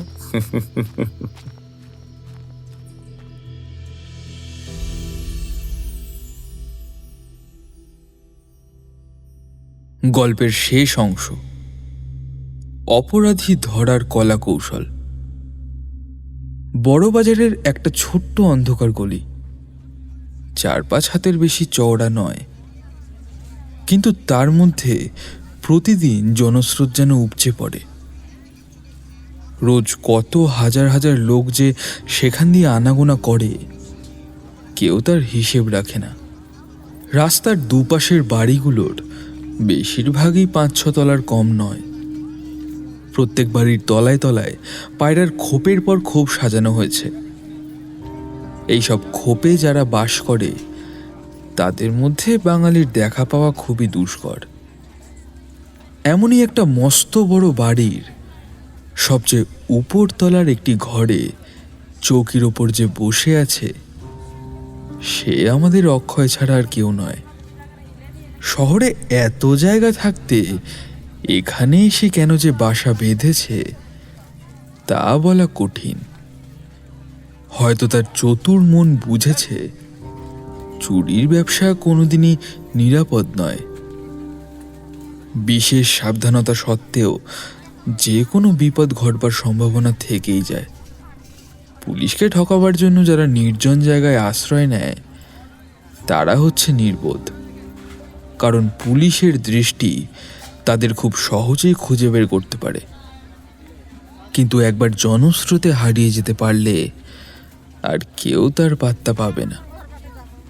এটাই তার বড় বাজারে বাসা নেওয়ার একমাত্র কারণ কিনা জানি না, কিন্তু সেই অন্ধকার গলির এই 6 তলা বাড়ির উপরতলায় সত্যি সত্যি বাসা বেঁধেছিল আমাদের অক্ষয়। কলকাতায় এলে সে এখানেই থাকতো। অক্ষয় চৌকির ওপর বসে আছে, ঘরের অন্য সব দরজা জানলা বন্ধ, কেবল একটি খোলা জানলা দিয়ে ঘরের ভেতর সূর্যের আলো এসে পড়েছে, সাথে বড় বাজারের বিপুল মানব মধুচক্রের অশ্রান্ত গুঞ্জন। তার সামনে একখানা কাগজের ওপরে ছড়ানো রয়েছে নানা রঙের নানা আকারের রত্ন, হিরে, পান্না, চুনি, মকরত, মুক্তা প্রভৃতি আরও অনেক রকমের হিরে জহরত। সেগুলোর ওপরে দিনের আলো এসে যেন ঠিকরে পড়ছে। অক্ষয় বসে বসে ভাবছে, একে একে সবই তো হিসাব করে দেখলাম, এগুলোর বাজার দর 30,000 টাকার কম হবে না। তবে আরও বেশি লাভের আশা করেছিলাম, কিন্তু ওই যে কপাল, মানুষের সব আশা এই জন্মে সফল হয় না। তবু যা পেয়েছি তার জন্য নিজের ভাগ্যকে ধন্যবাদ দিতেই হয়। নিজের বাড়িতে বসে মাত্র 1.5 ঘন্টার মধ্যে 30,000 টাকার লাভ, এটা কল্পনারও অতীত। যদিও মণিলালের উচিত ছিল আরও অনেক বেশি দামের পাথর সঙ্গে করে নিয়ে আসা। এ তো সামান্য চুরি নয়, আমাকে রীতিমতো খুন করতে হয়েছে। খুন করে আরও অনেক বেশি লাভ হওয়া উচিত ছিল, কারণ মানুষ খুনে নিজের জীবন বিপন্ন হয়। কিন্তু আমার জীবন কি বিপন্ন হয়েছে? নিশ্চয়ই নয়। ঠিকমতো মাথা কাটাতে পারলে মানুষ খুনের মতন সহজ ও নিরাপদ ব্যবসা আর নেই। খুনিরা ধরা পড়ে নিজেদের বোকামির জন্যই। তেমন বোকামি করার পাত্র তো আমি নই। পুলিশ কেমন করে আমাকে ধরবে? এমন তো কোনো সাক্ষীও নেই যে বলতে পারে কাল সন্ধ্যায় মণিলাল বুলাভাই এসেছিল আমার বাড়িতে। পুলিশ আমার বাড়িতে এলেও, আমাকে সন্দেহ করলেও এমন কোনো সূত্র খুঁজে পাবে না যার জোরে আমাকে গ্রেপ্তার করতে পারবে। চারিদিকে দৃষ্টি রেখে ঠান্ডা মাথায় ধীরে সুস্থে আমি কাজটা করেছি। সেই সর্বনেশে টুপিটা আর একটু হলেই আমার নজর এড়িয়ে যাচ্ছিল আর কি। ভাগ্যিস দেখেছি, সেও এখন আগুনে পুড়ে ছাই হয়ে গেছে। আমার আবার ভয় কি? মণিলালের লাশ পাওয়া গেছে, কিন্তু তা তো যাবেই, কারণ নির্বোধের মতন আমি তো আর লাশ লুকোবার চেষ্টা করিনি। রেলগাড়ির চাকার তলায় এসে কাটা পড়েছে। মণিলালের সব জিনিসপত্র, তার ছাতা, ব্যাগ, চশমা সব তার সঙ্গেই পাওয়া গেছে। অতি লোভী মূর্খ চোরের মতো মণিলালের সোনার ঘড়ি, চেন, হীরার পিন আর নগদ 240 টাকাও আমি নেওয়ার চেষ্টা করিনি। পুলিশ নিশ্চয়ই স্থির করবে মণিলাল রেল দুর্ঘটনায় মারা গেছে, কিংবা সে আত্মহত্যা করেছে। আমি নিরাপদ। আমি কোনো সাধারণ খুনি নই। কিন্তু স্টেশনের সেই লম্বা লোকটাকে, সেই যার হাতে বসন্ত নামে লোকটা মামলার তদারকি ভার দিল, লোকটা কি ডিটেকটিভ? তার মুখটা যতবারই মনে করি ততবারই আমার বুক ধড়াস ধড়াস করে ওঠে। সে আমার কি করতে পারে? যদি সে এটাকে খুনের মামলা বলে ধরে নেয়, তাহলেই বা আমার ভয়টা কি? আমার বিরুদ্ধে প্রমাণ কোথায়? মণিলালের সঙ্গে আমার সম্পর্ক আবিষ্কার করবে কে? না, আমার কোনো ভয় নেই। আমার কলকাতার ঠিকানা কেউ জানে না। তোড়জোড় করে তদন্ত শেষ করতেও পুলিশের বেশ কিছুদিন কেটে যাবে। আর আমি কলকাতা থেকেও সরে পড়ছি আজ সন্ধ্যার গাড়িতেই। ব্যাংকের সমস্ত টাকা আমি তুলে নিয়েছি। দূর বিদেশে কোথাও একটা পালিয়ে যাবো এই কদিনের জন্য। আমাকে ধরবে কে? হ্যাঁ, সিঁড়ির ওপর অমন ভারী ভারী পায়ের শব্দ কাঁদে, যেন অনেক লোক উপরে উঠে আসছে একসঙ্গে। উপরতলার ঘরগুলো তো খালি, নতুন ভাড়াটে কোনো আসছে নাকি? হ্যাঁ, অমনি ঘরের দরজায় টোকা পড়ল। অক্ষয় চমকে হিরেগুলো মুড়ে পকেটে ভরে রাখলো। তারপর জিজ্ঞেস করলো, কে? দরজা খোলো, কে আপনি? দরজা খোলো, দরজা খোলো বলছি। কেমন যেন বেসুরো কণ্ঠস্বর। এখানে কোনো বাঙালি তো তাকে ডাকতে আসে না। অক্ষয় উঠল। এক মুহূর্তে তার মুখ প্রায় রক্তশূন্য হয়ে গেল। কি হলো? দরজা খোলো, নয়তো কিন্তু আমরা এবার দরজা ভাঙতে বাধ্য হব। পালাবার কিন্তু আর কোনো পথ নেই। তুমি ধরা পড়ে গেছো। পুলিশ তোমায় চারিদিক দিয়ে ঘিরে ফেলেছে। মণিলাল বুলাভাইয়ের খুনের অপরাধে তোমায় গ্রেপ্তার করা হলো। অক্ষয় দরজা খুলল না। দরজা থেকে 3 হাত দূরে একটা জানলা ছিল। তারই একটা পাল্লা খুলে বাইরে একবার উঁকি মেরে জানলাটা আবার বন্ধ করে দিল। নিচে ইন্সপেক্টর আর পাহারাওয়ালার দল। অক্ষয় উদ্ভ্রান্তের মতো চারিদিকে তাকিয়ে দেখল, কোনো দিকেই পালাবার পথ নেই। হঠাৎ দরজার ওপারে তখন প্রবল পদাঘাত আরম্ভ হলো। দরজা এখনই ভেঙে পড়বে। দাঁতে দাঁত চেপে অক্ষয় নিজের মনেই বলল, ধরা আমি দেব না, কখনো না। হঠাৎ সে খেয়াল করলো রাস্তার ধারে বারান্দা, ওই দিকেও বাইরে যাওয়ার জন্য একটা দরজা রয়েছে। না না, পালাবার পথ আছে। ওই দরজা দিয়েই আমি পালাবো। ঘরে ঢোকার দরজাটা হুড়ুম করে ভেঙে পড়ার শব্দ হলো। অক্ষয় আর কি করবে ভেবে না পেয়ে উন্মত্তের মতো ছুটে গিয়ে বারান্দার দরজা হাট করে খুলে ফেলল এবং সঙ্গে সঙ্গে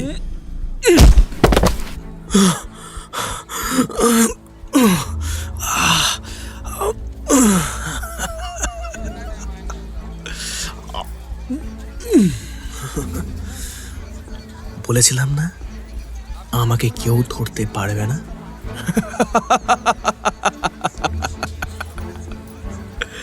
দেখলেন তো, কেউ আমাকে ধরতে পারেনি। এই এসো এসো, এদিকে এসো। ইস, এত উঁচু থেকে ঝাঁপ মেরেছে, বাঁচানো গেল না।